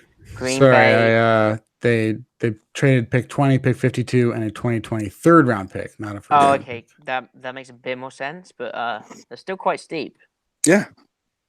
They clearly wanted him. I mean, have you seen it yet? I think it's a good. Yeah. I mean, it makes a lot of sense. Devin Bush, linebacker, Michigan. The Steelers traded up for Matty. You want to expand on that? Yeah, I mean, there was an argument over whether he was better or if Devin White was better, and I think Devin White has the size and all of that. But I mean, Devin Bush coming from a Don Brown defense, such a disciplined player, so fast, just an absolute bullet. Can go sideline to sideline. And he's basically, for them, as unfortunate as this is, he's the Ryan Shazier replacement for that system. got a bit exposed when Ohio State decided to root them to death. But I mean, you would get exposed against someone like Paris Campbell on a wheel route. So aside from that, he's really technically sound, right? I remember a couple years ago when it was Jabril Peppers at the back of the Michigan defense, and he was just kind of that missile coming down from safety. He's caught all over the place, but kind of wild and uncontrolled. Yes. Devin Bush isn't like that at all. He's much better at controlling. Granted, like you said, doesn't have the speed to keep up with what Ohio State was doing that day, but as a linebacker, and they can kind of isolate him in the middle there, I think he's a really good fit. Yeah, great player, and that's a really good point about the control. He'll break down really well, and he just seems like a really disciplined football player. And playing in that Pittsburgh scheme, he'll be able to just flow downhill fast as like a 3-4 inside linebacker, kept clean, and I like it. I mean, that makes sense. Michigan's got some of those kind of dual types where they've got, the controlled guy versus the chaos guy, where, Chase Winovich is more of a technical end, and Rashawn Gary is a bit more of a Tasmanian devil type. And, there's benefits to both, but I like this pick. It's just, to pay that much to get up and get him, they clearly loved him. Yeah. Cincinnati Bengals on the clock. And Haskins. Obviously they talk about quarterback. They talk about them going in that direction, which, what about Jonah Williams? Well, let me ask you about that. What about him? I just like him. I mean, I think he's a fit. And I think the question is where you want to put him. I know some people have suggested he might fit kind of like Cyrus Kouandjio a couple of years ago, remember, when he came to the league and moved inside, or DJ Fluker did the same thing.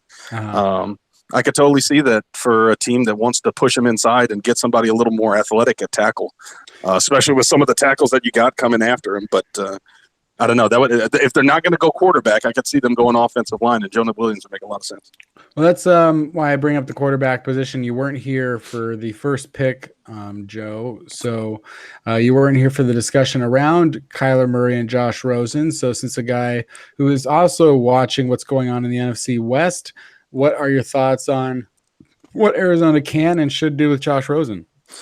Yeah, I mean, I'd say this. As a Rams fan, I would rather face Josh Rosen than Kyler Murray.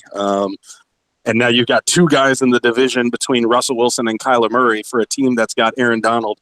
That's going to be very frustrating, Kenny. I am not going to be happy with it. But in terms of what they should do with Josh Rosen, I mean, I think part of it is just shopping around and maybe waiting till the end of the day. I know a lot of people were talking about trying to trade him for picks this year, but you can always trade him for future picks. You can trade him for 2020 capital.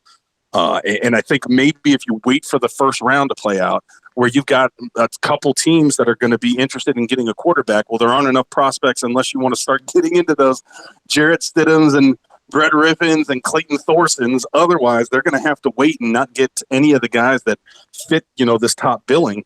And maybe that's the time when you can get a bidding war and maybe find 2 or 3 teams willing to outbid each other for a Josh Rosen, given how desperate they might be tonight and into tomorrow. I mean, how concerned would you be as a Cardinals fan what's changed in the situation? Like, what pieces have they added for quarterbacks to succeed? I mean, their roster is still abysmal. It's quite bad. It's quite bad. And they don't have the resources to improve necessarily. I mean, not yet. They're going to. Yeah, right. So that's a massive challenge, I think, for Kyler.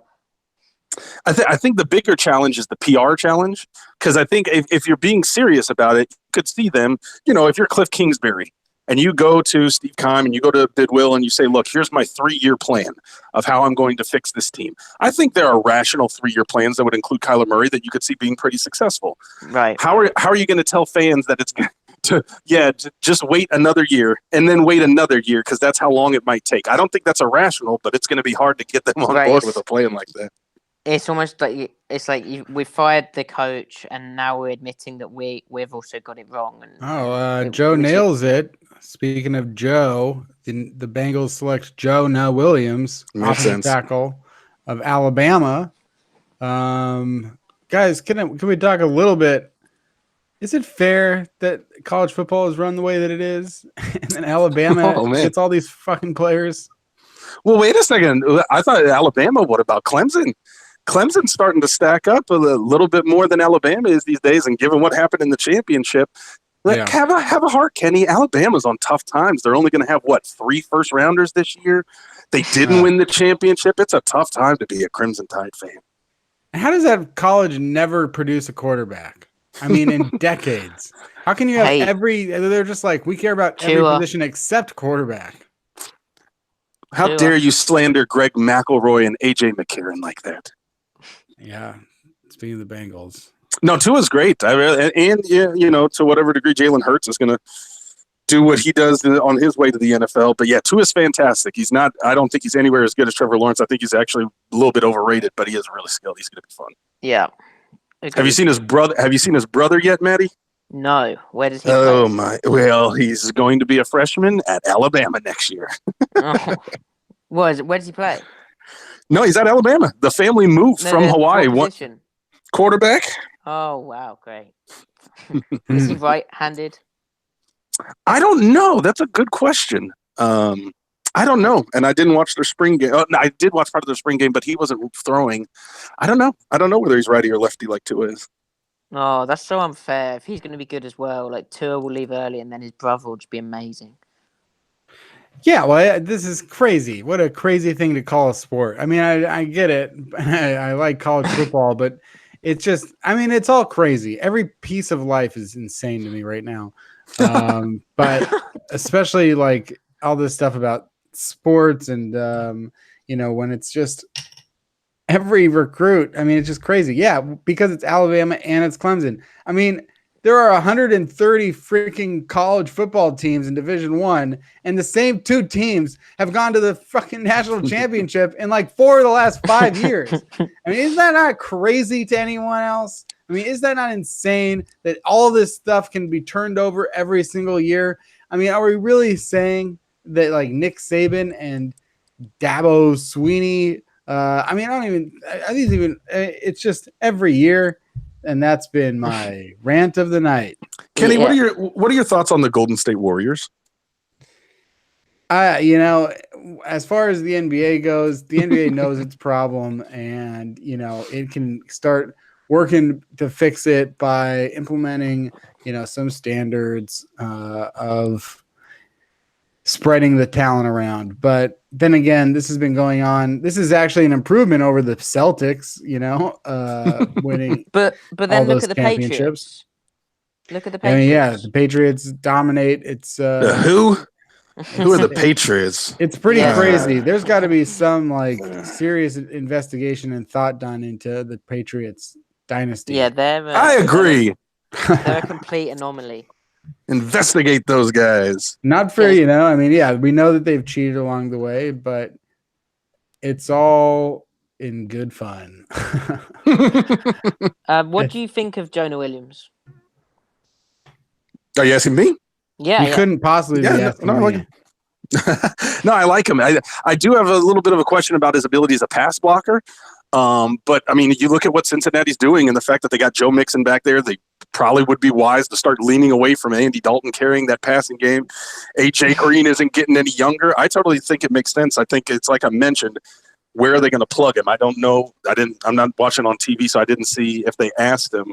I know in the past he's talked about the idea that he wants to stay at tackle, and everybody wants to stay at tackle, but I don't know. I could totally see them plugging him inside and trying to figure out their tackle situation later, now that they shipped to Andrew Whitworth to us a couple of years ago. Right. I mean, I think he can play left tackle pretty comfortably. I just think there's certain types of rushers who he'll probably have a bit more of an issue with, like the sort of long, like speed to power guys. But then how many actual guys are there like that in the NFL who, I think he'll be fine. I think he'll be a really good starting left tackle in the league. It's just he has his limitations and he's not that athletic. But the fact he's not athletic means he wins with like a sort of really refined technique, which is what the best left tackles have. Do you guys like Andre Dillard better? I'm a Cougs fan. Oh. Come on, guys. I didn't think you were a Cougs fan. I'm a Cougs fan. I went to Wazoo. Oh, that's awesome. I was looking. I'm going to enjoy the idea of the Bengals and Raiders playing this year when Jonah Williams is blocking Cleveland Farrell. That will be some fun draft revisionism. Yeah, I don't. I just I don't don't know know that about I was Andre even Dillard. thought of that. I just don't know about Dillard in the run game. Like the way he finishes is just yeah. I don't know. I mean, he's still You good. know, Don't when I was doing my mock draft yesterday, and I got to the did a pick come in? Yes, thank. Oh, hallelujah. Yes. Oh wow, Well, I Maddie's a haven't seen fan. That's anything yet. Yeah, I haven't. Maddie's seen some I'm stuff, so happy. but that means the Packers pick is in, and he's so happy. I don't know what would make him happy unless it was did they take Dwayne Haskins and trade Aaron Rodgers? That might be what it is. I'm getting the pick here in a second from courtesy of, I believe, the commissioner of the professional football, Roger Goodell. Isn't that what they always say when he comes out to start the draft? Goo! Yeah. Goo! They love to say Goodell. I was saying Boodell. Mr. Boo Earns. Rashawn Gary, Michigan. Matty, what were you so excited about for Rashawn Gary?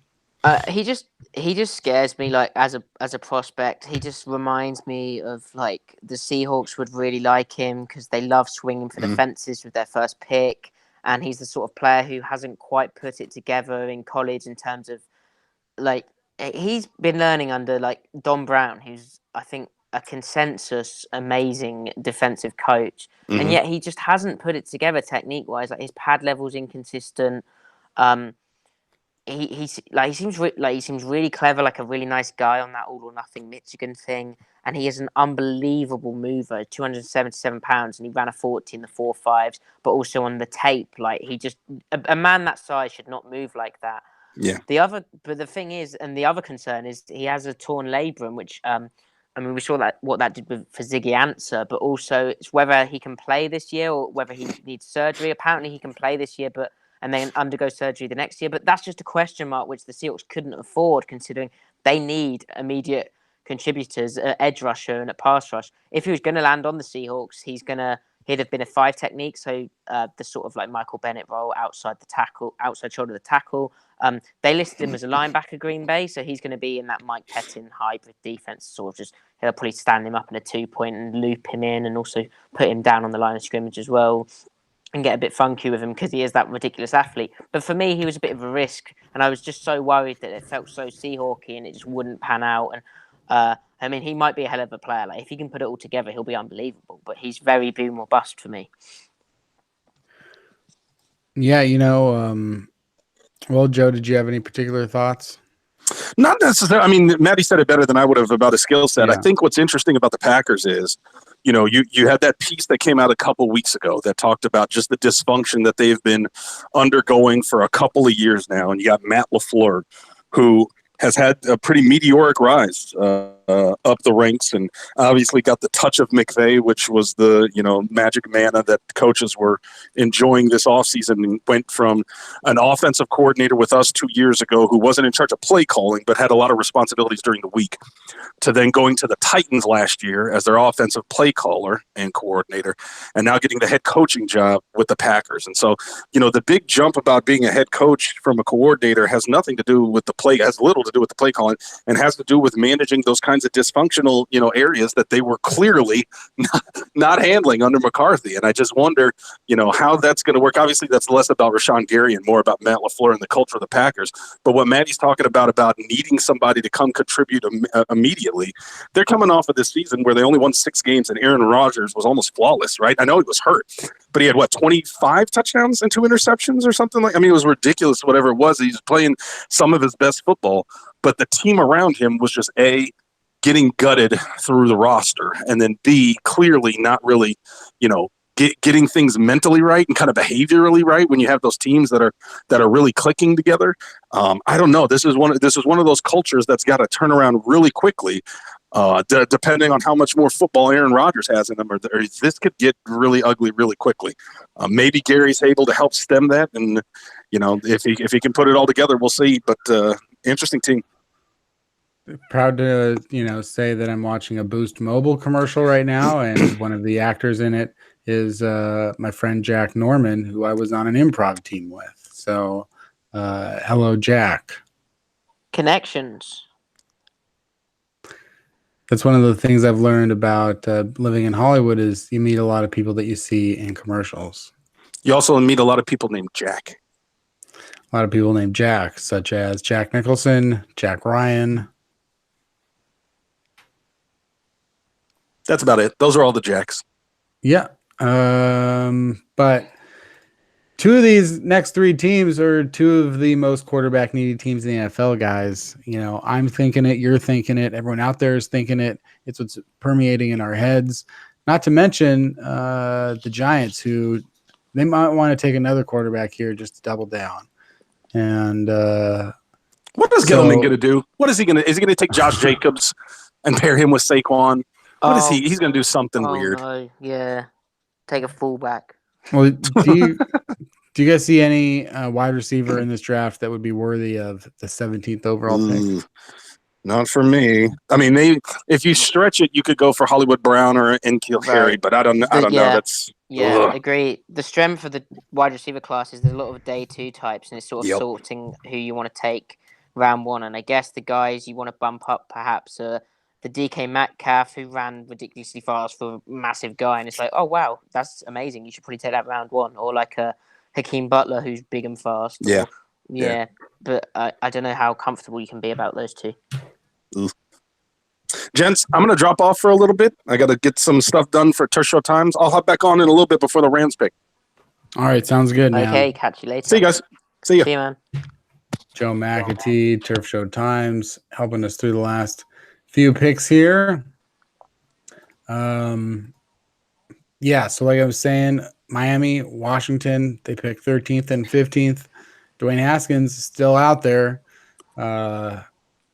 But then again, maybe he just falls a very long way. Right. And the thing is, and I think Atlanta might crush my dream, Brian Burns is still out there. Okay. If Brian Burns made it to 18, the Seahawks might need to think about trading up for that, because that would be the exact type of Leo player, that edge rusher, that bendy, flexible, fast, speedy edge rusher that Seattle needs and fits them to, like a glove. Well, Christian Wilkins, the pick for the Miami Dolphins, defensive tackle again, defensive lineman again, Christian Wilkins, Clemson again.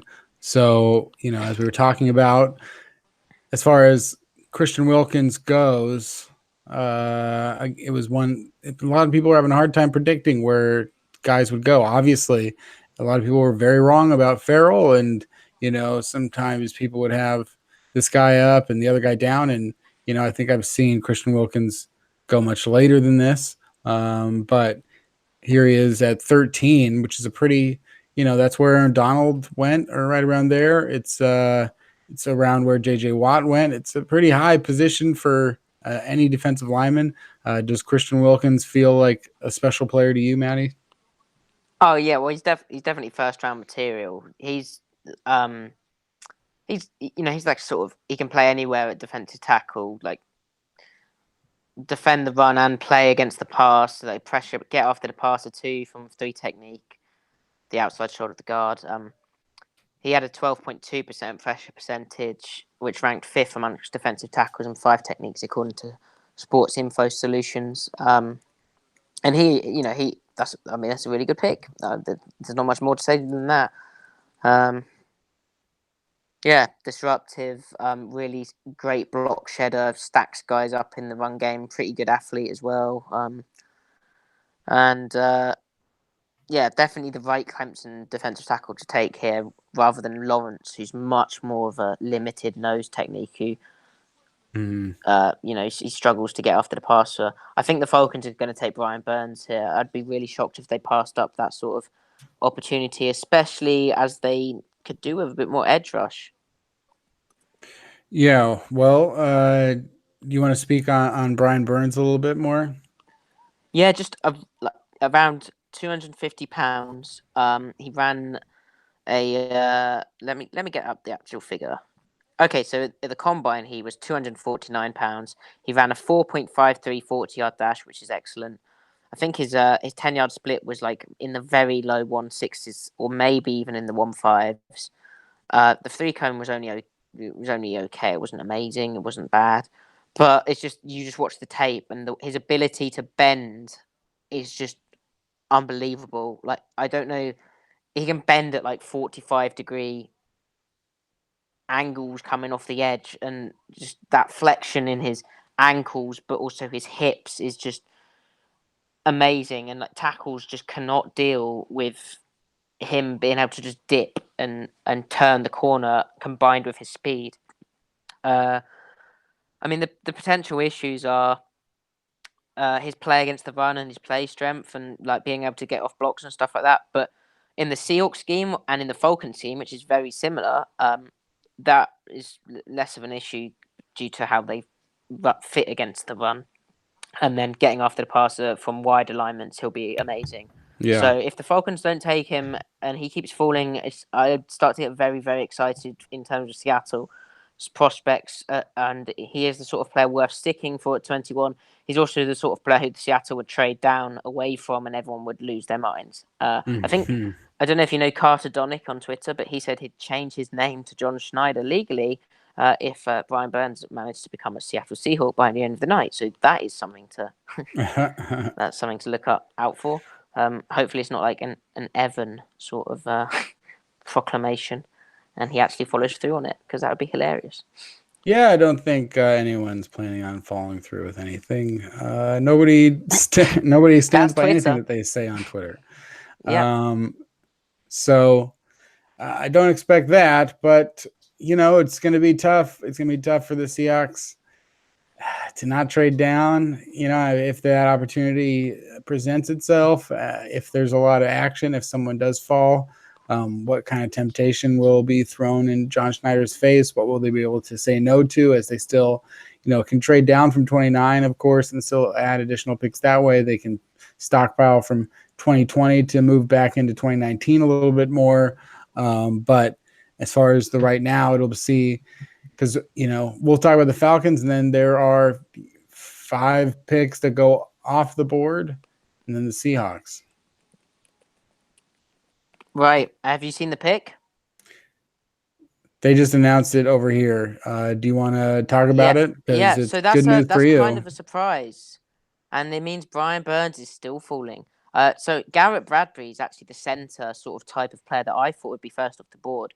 But he's more of a outside zone blocker. And I feel like I haven't watched much of the Falcons offense, but I think they maybe are trying to move away from that outside zone run game that was what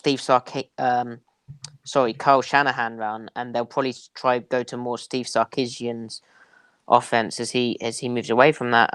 I thought Bradbury was the top guy, but Lindstrom's a really good player. I'm just a bit surprised that an interior offensive lineman, who for me was the second interior offensive lineman, not the first, has gone that high. They have a massive need in the offensive line, the Falcons. Don't get me wrong, and Lindstrom is a mauling blocker and just dominates people at the point of attack. And he has the lateral speed to get out there like a Jason Kelsey type. Not as good as Garrett Bradbury, that being said, but he is just a wonderful blocker and good communicator, and he seems to pick up all those tricky things for centers like twists and stunts well. Yeah, that's just a bit of a shock to me. It just seems a bit early. But I guess if you have your guy and you like him, the other thing, of course, is they have Alex Mack at centre, don't they? So he'll be starting off at guard. Interesting.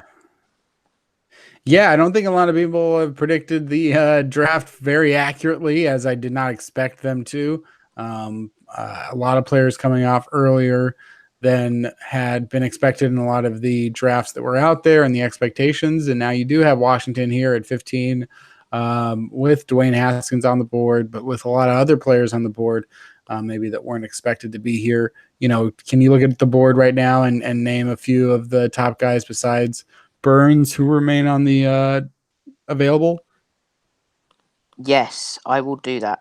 1 second. Yeah, well, you pulling up. Obviously, I put you on the spot there. So Well, the one guy that one of the interesting people is Montez Sweat, who I mean, what a weird story. So he goes to the combine, runs the fastest 40-yard dash time ever for a defensive end in the low 4.4s, and everyone's like, "Wow, this guy! Wow, he's going to be a player." His tape was a bit linear in the similar way to Ferrell, in the sense that, like, you know, didn't have quite the bend, but he had more bend than Ferrell, and he ranks again as more of that 5 technique type. But then it comes out that he's got an enlarged heart, and everyone's like, "Oh no, this is bad. He might fall really, really far." I remember it happened to Maurice Hurst last year. He, I think, fell as far as the 5th round when he was looked to be a nailed on 1st round prospect. And also, you remember Seattle, or you might not remember. I wouldn't blame you for not remembering. In 2014, Seattle had a 6th round offensive lineman, Garrett Scott, and they found he had an enlarged heart, and they waived him in the May of that year after the draft, which is a very sad thing because he was an incredible athlete and he might have been a nice little developmental piece in the offensive line. But as it was, his NFL career had to end. Then Ian Rappaport said today that his enlarged heart wasn't as enlarged as it was thought to be. And so it's a weird medical thing going on here. And it's whether teams feel comfortable taking that risk on a player. I mean, it is incredible to see him falling, and he's the other guy who Seattle might be inclined to take that risk on, even though they did cut Garrett Scott. I mean, we're not privy to all this medical information, and like, well, does he have an enlarged heart or doesn't he? I think the whole thing was whether it was one type of wall of the heart or whatever was 2 times bigger than it was meant to be, or 1.5 times better, than how a 1.5 times, sorry, not better, bigger. How a 1.5 times bigger is, you know, less risky, less of a health risk. But there's no one in the NFL playing with like his specific condition. Like I said, it really does lack clarity for us. But the teams all know. It's interesting that he's falling this far. I think if he falls like into the 20s, then you sort of get maybe a team wants to take a chance on him in the late 1st, but then if he falls out the 1st round, you think he's probably just going to do like a Maurice Hurst and go in like day 3, which is really sad for him, especially after he had such a good combine. Yeah, and so we got 15, 16, 17, 18, 19, and as far as I'm concerned, 20. That's 6 picks for the Seahawks. Oh. You know, for them to be on the board. Obviously, you talked about Brian Burns. You know, if there was any thought of trading up, I think they would have to then move into their 2020 stockpile. They don't really have much to move from this year, and I think once you're offering a team something from next year, you know, they're going to get pretty greedy because it's not immediate and there's not a lot of benefit at this point for them to any team to move down.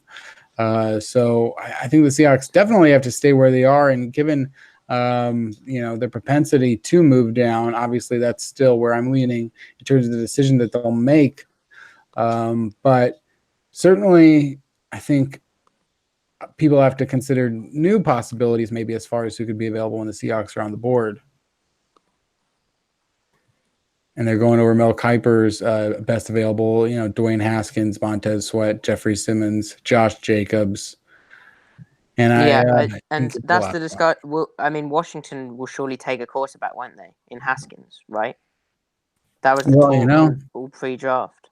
They didn't have to do any trades. If they ever had a thought of taking Dwayne Haskins, you know, their opportunity is here now. Obviously, they're set to start Colt McCoy, but I really think I would only take Dwayne Haskins if I thought he was a good quarterback. I would not take him just because I have a need at quarterback, especially with this board. Yeah, I think that's fair. But they do take Dwayne Haskins. They do choose a quarterback, and I'm just saying, you're looking at the board, you got players that can help you. I think that there's plenty of reason to believe that teams have been successful with situations where, you know, you could still take a quarterback in the 2nd round or even the 3rd round and start him and allow him to compete. And I'm not saying that it would be ideal, but that doesn't mean that if you were taking a quarterback that you didn't really believe was going to be able to start from week one, then that wouldn't be ideal either. And you'd just be wasting a pick. So obviously, I would think in any situation, for the most part, a team is choosing a player that they believe to be good. But in the case of Washington, I think that they're so poorly run that I don't even know that, that they're qualified to make a decision or that they would be making ones for the right reasons. But as far as, looking at Washington and Jay Gruden, do you have thoughts about that offense and how Dwayne Haskins would fit into it? I completely agree with what you've said about Washington just being a dysfunctional, absolute mess. Haskins as a passer, I think, is probably the best sort of pure passer in this draft class. It's just like I've said way earlier, what happens when the play breaks down, and he hasn't started many games either, I don't think. And there's a few dodgy decisions, and he's just terrible running. He's very immobile and bad under pressure. But if you can keep him in a like a good environment, he'll dissect a defense, and that is quite unusual for a quarterback coming out of college to be so refined as like an anticipation thrower and a guy who will go through all his reads and find the open guy. So I think this is a really good quarterback. I just really, and especially at 15, that's nice. And they didn't have to do anything crazy. Schneider didn't go rogue like was rumored pre-draft. It's just whether they and I think Jay Gruden, actually, considering the terrible situation he's in, I actually think he's a bit underrated as a coach. And I think he'll do some good things for Haskins. It is just the fact that, it's Washington. It's such a dreadful team and setup. And like I saw the other day, the rumor about Colt McCoy being forced back onto the field on a 7-8 team, even though he was injured. Now that's done him some like more severe damage, which is extending into this offseason. I mean, that's just the whole thing's ridiculous. Mm-hmm. Yeah. Well, best of luck to Dwayne Haskins. Hope you survive Daniel Snyder and the Washington organization. Carolina on the board at 16. It's another team. Last year I didn't feel that. Going into the season, I thought Carolina didn't look very good to me. After a hot start, they fall apart through the year. Hot start, fall apart, and then they just aren't a very good team. And again, a lot of needs, a lot of way different directions that they could go in.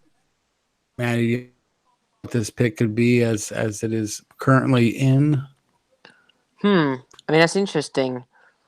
I could see Montez Sweat. I mean, he suits their sort of suits their sort of scheme, doesn't he? He's like that, like a base 4-3 defensive end type.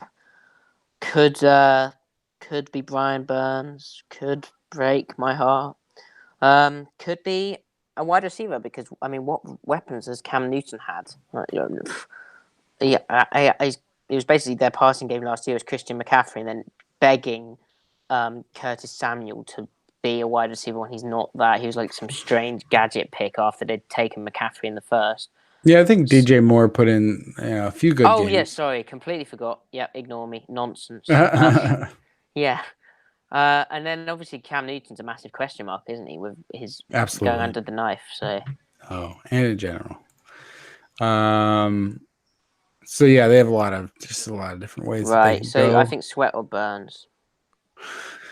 Yeah, Burns sounds like a Panther to me. It sounds like the name that I would see on a Carolina Panthers jersey, and that's what I judge this kind of stuff on. And they like defense usually in some capacity, and not necessarily going. Yeah, so they're going DJ Moore last year, but the big thing here, it's just what players benefit the Seahawks that wouldn't get picked here. Or what would be the best move that would allow Seattle to maybe trade down. We'll see, but the Panthers selection is in.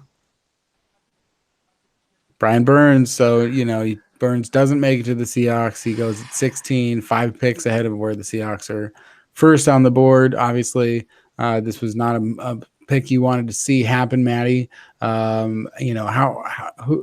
would you expect, Brian Burns maybe with, playing next to Kuechly and playing in that defense, and is he going to be a fast starter or a guy that takes a little bit of time to develop? I think that is disappointing. I think he's an immediate starter for them. They had what happened to Julius Peppers? Did he is he finally retired?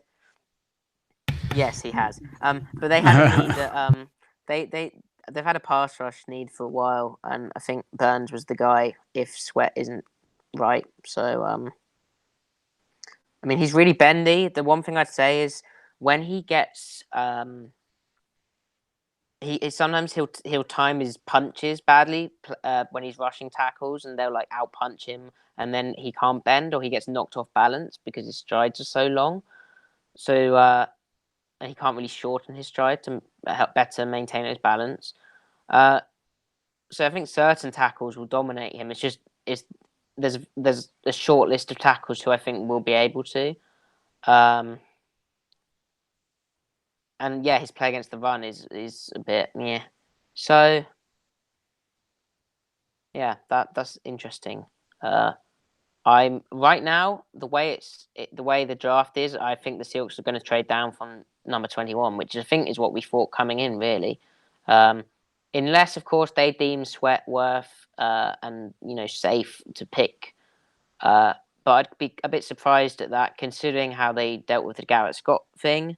But also how they approached, how they approached like this whole smart, tough, reliable. How reliable is this heart going to be? I mean, that sounds tough to say, but it's got to be a concern, hasn't it? It feels. I don't know. I don't want to talk against the guy's medical records. I don't want to, right. We can't say, exactly. And when these things are coming out on the day of the draft, it's just like, well, what a day for it to come out, and it's if it's not something that every team is comfortable with, then that gives me some pause that there's a team that's like, no, that's like, that it just, if it feels convenient to them that time. But I don't know.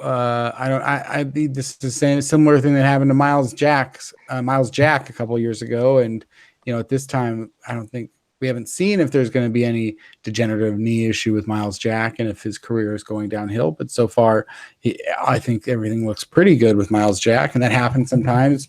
Same thing with Jalen Smith, another guy that falls for those types of reasons. But again, it's like case by case, and there's no way to really tell. And it's possible that a guy like Montez Sweat could fall considerably in a draft and get picked, and it turns out that there was no injury concern whatsoever, but he also just doesn't work. He just doesn't play that well. That happens sometimes also, and it could be for any number of reasons. So you're always taking a risk either way.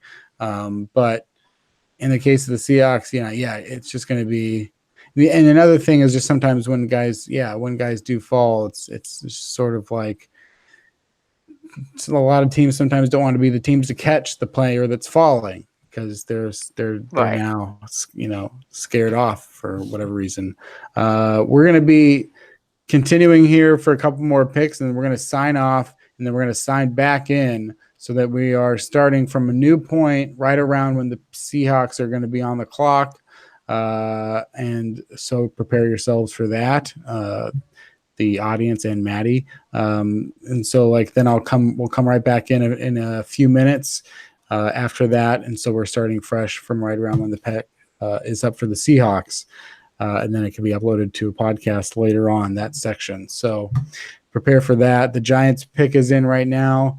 This is the Giants' second pick. They took Daniel Jones earlier, of course.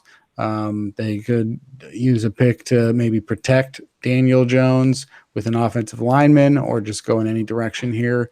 Do you have a couple ideas maybe for the Giants?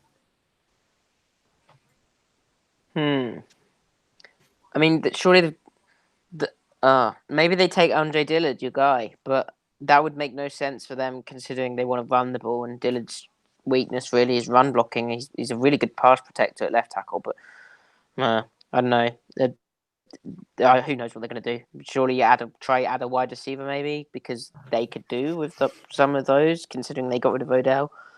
Well, they got one of my tweets here is a retweet of someone tipping the pick, so I have figured it out.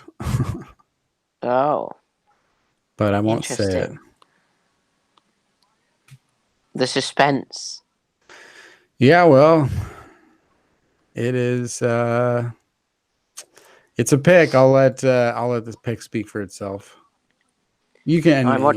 I'm watching Kurt Warner. Looking very. Well, I think he might have the best suit out of the panel. I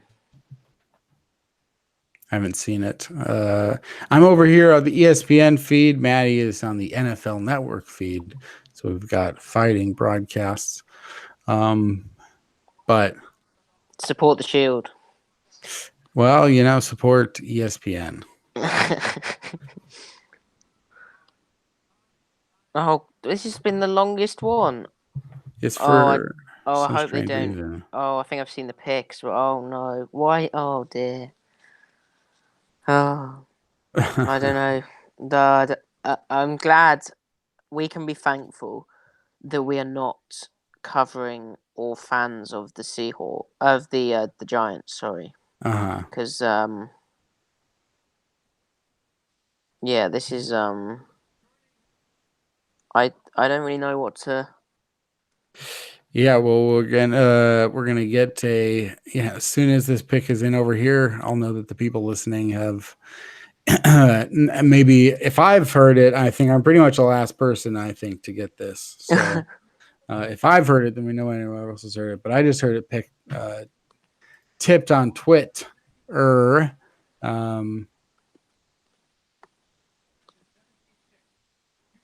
God, they're taking their sweet ass time. The Seahawks should be up in about 10 minutes, I would say. Yeah. A chance to make coffee. Yeah. Oh, so I've seen the pick. Officially, I've seen Goodell announce it. He's talking a little bit here. Yeah. Dave Gettleman.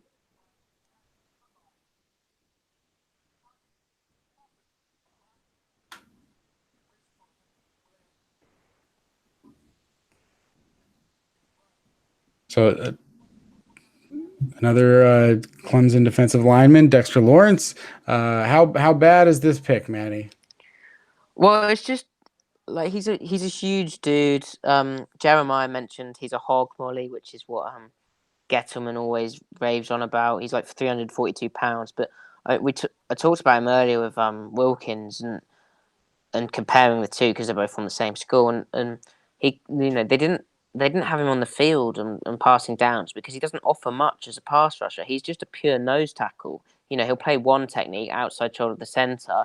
He'll absorb double teams, and he's a big unit, and he can two gap or one gap, and play the run. But against the pass, he has very little upside. And when this is the 2019 NFL draft. We're not in the 1980s. You don't need to take a big run defender in the first round. You can get that sort of value, no matter if you went to Clemson, no matter how good they are. You can get the sort of value in late day 2, so round 3, or even in late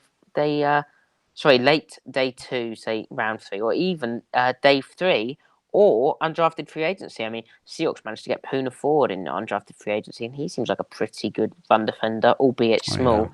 And that's one thing Lawrence isn't. He is massive, but still, it's he's not a great athlete. He's just a big unit who can defend the run. You take that in the first round. Well, yeah, Dave Gettleman. And now I've seen the Vikings pick. I've really been tipped here. If you go to Twitter, you're just apparently check Twitter for 2 seconds. You're going to see into the future. But I think things are setting up well for the Seahawks. These picks, as far as the players that I've heard named quite a bit, obviously Brian Burns didn't fall that far. But as far as the guys who a lot of people on Field Goals or Twitter always talk about, a lot of those names are still available.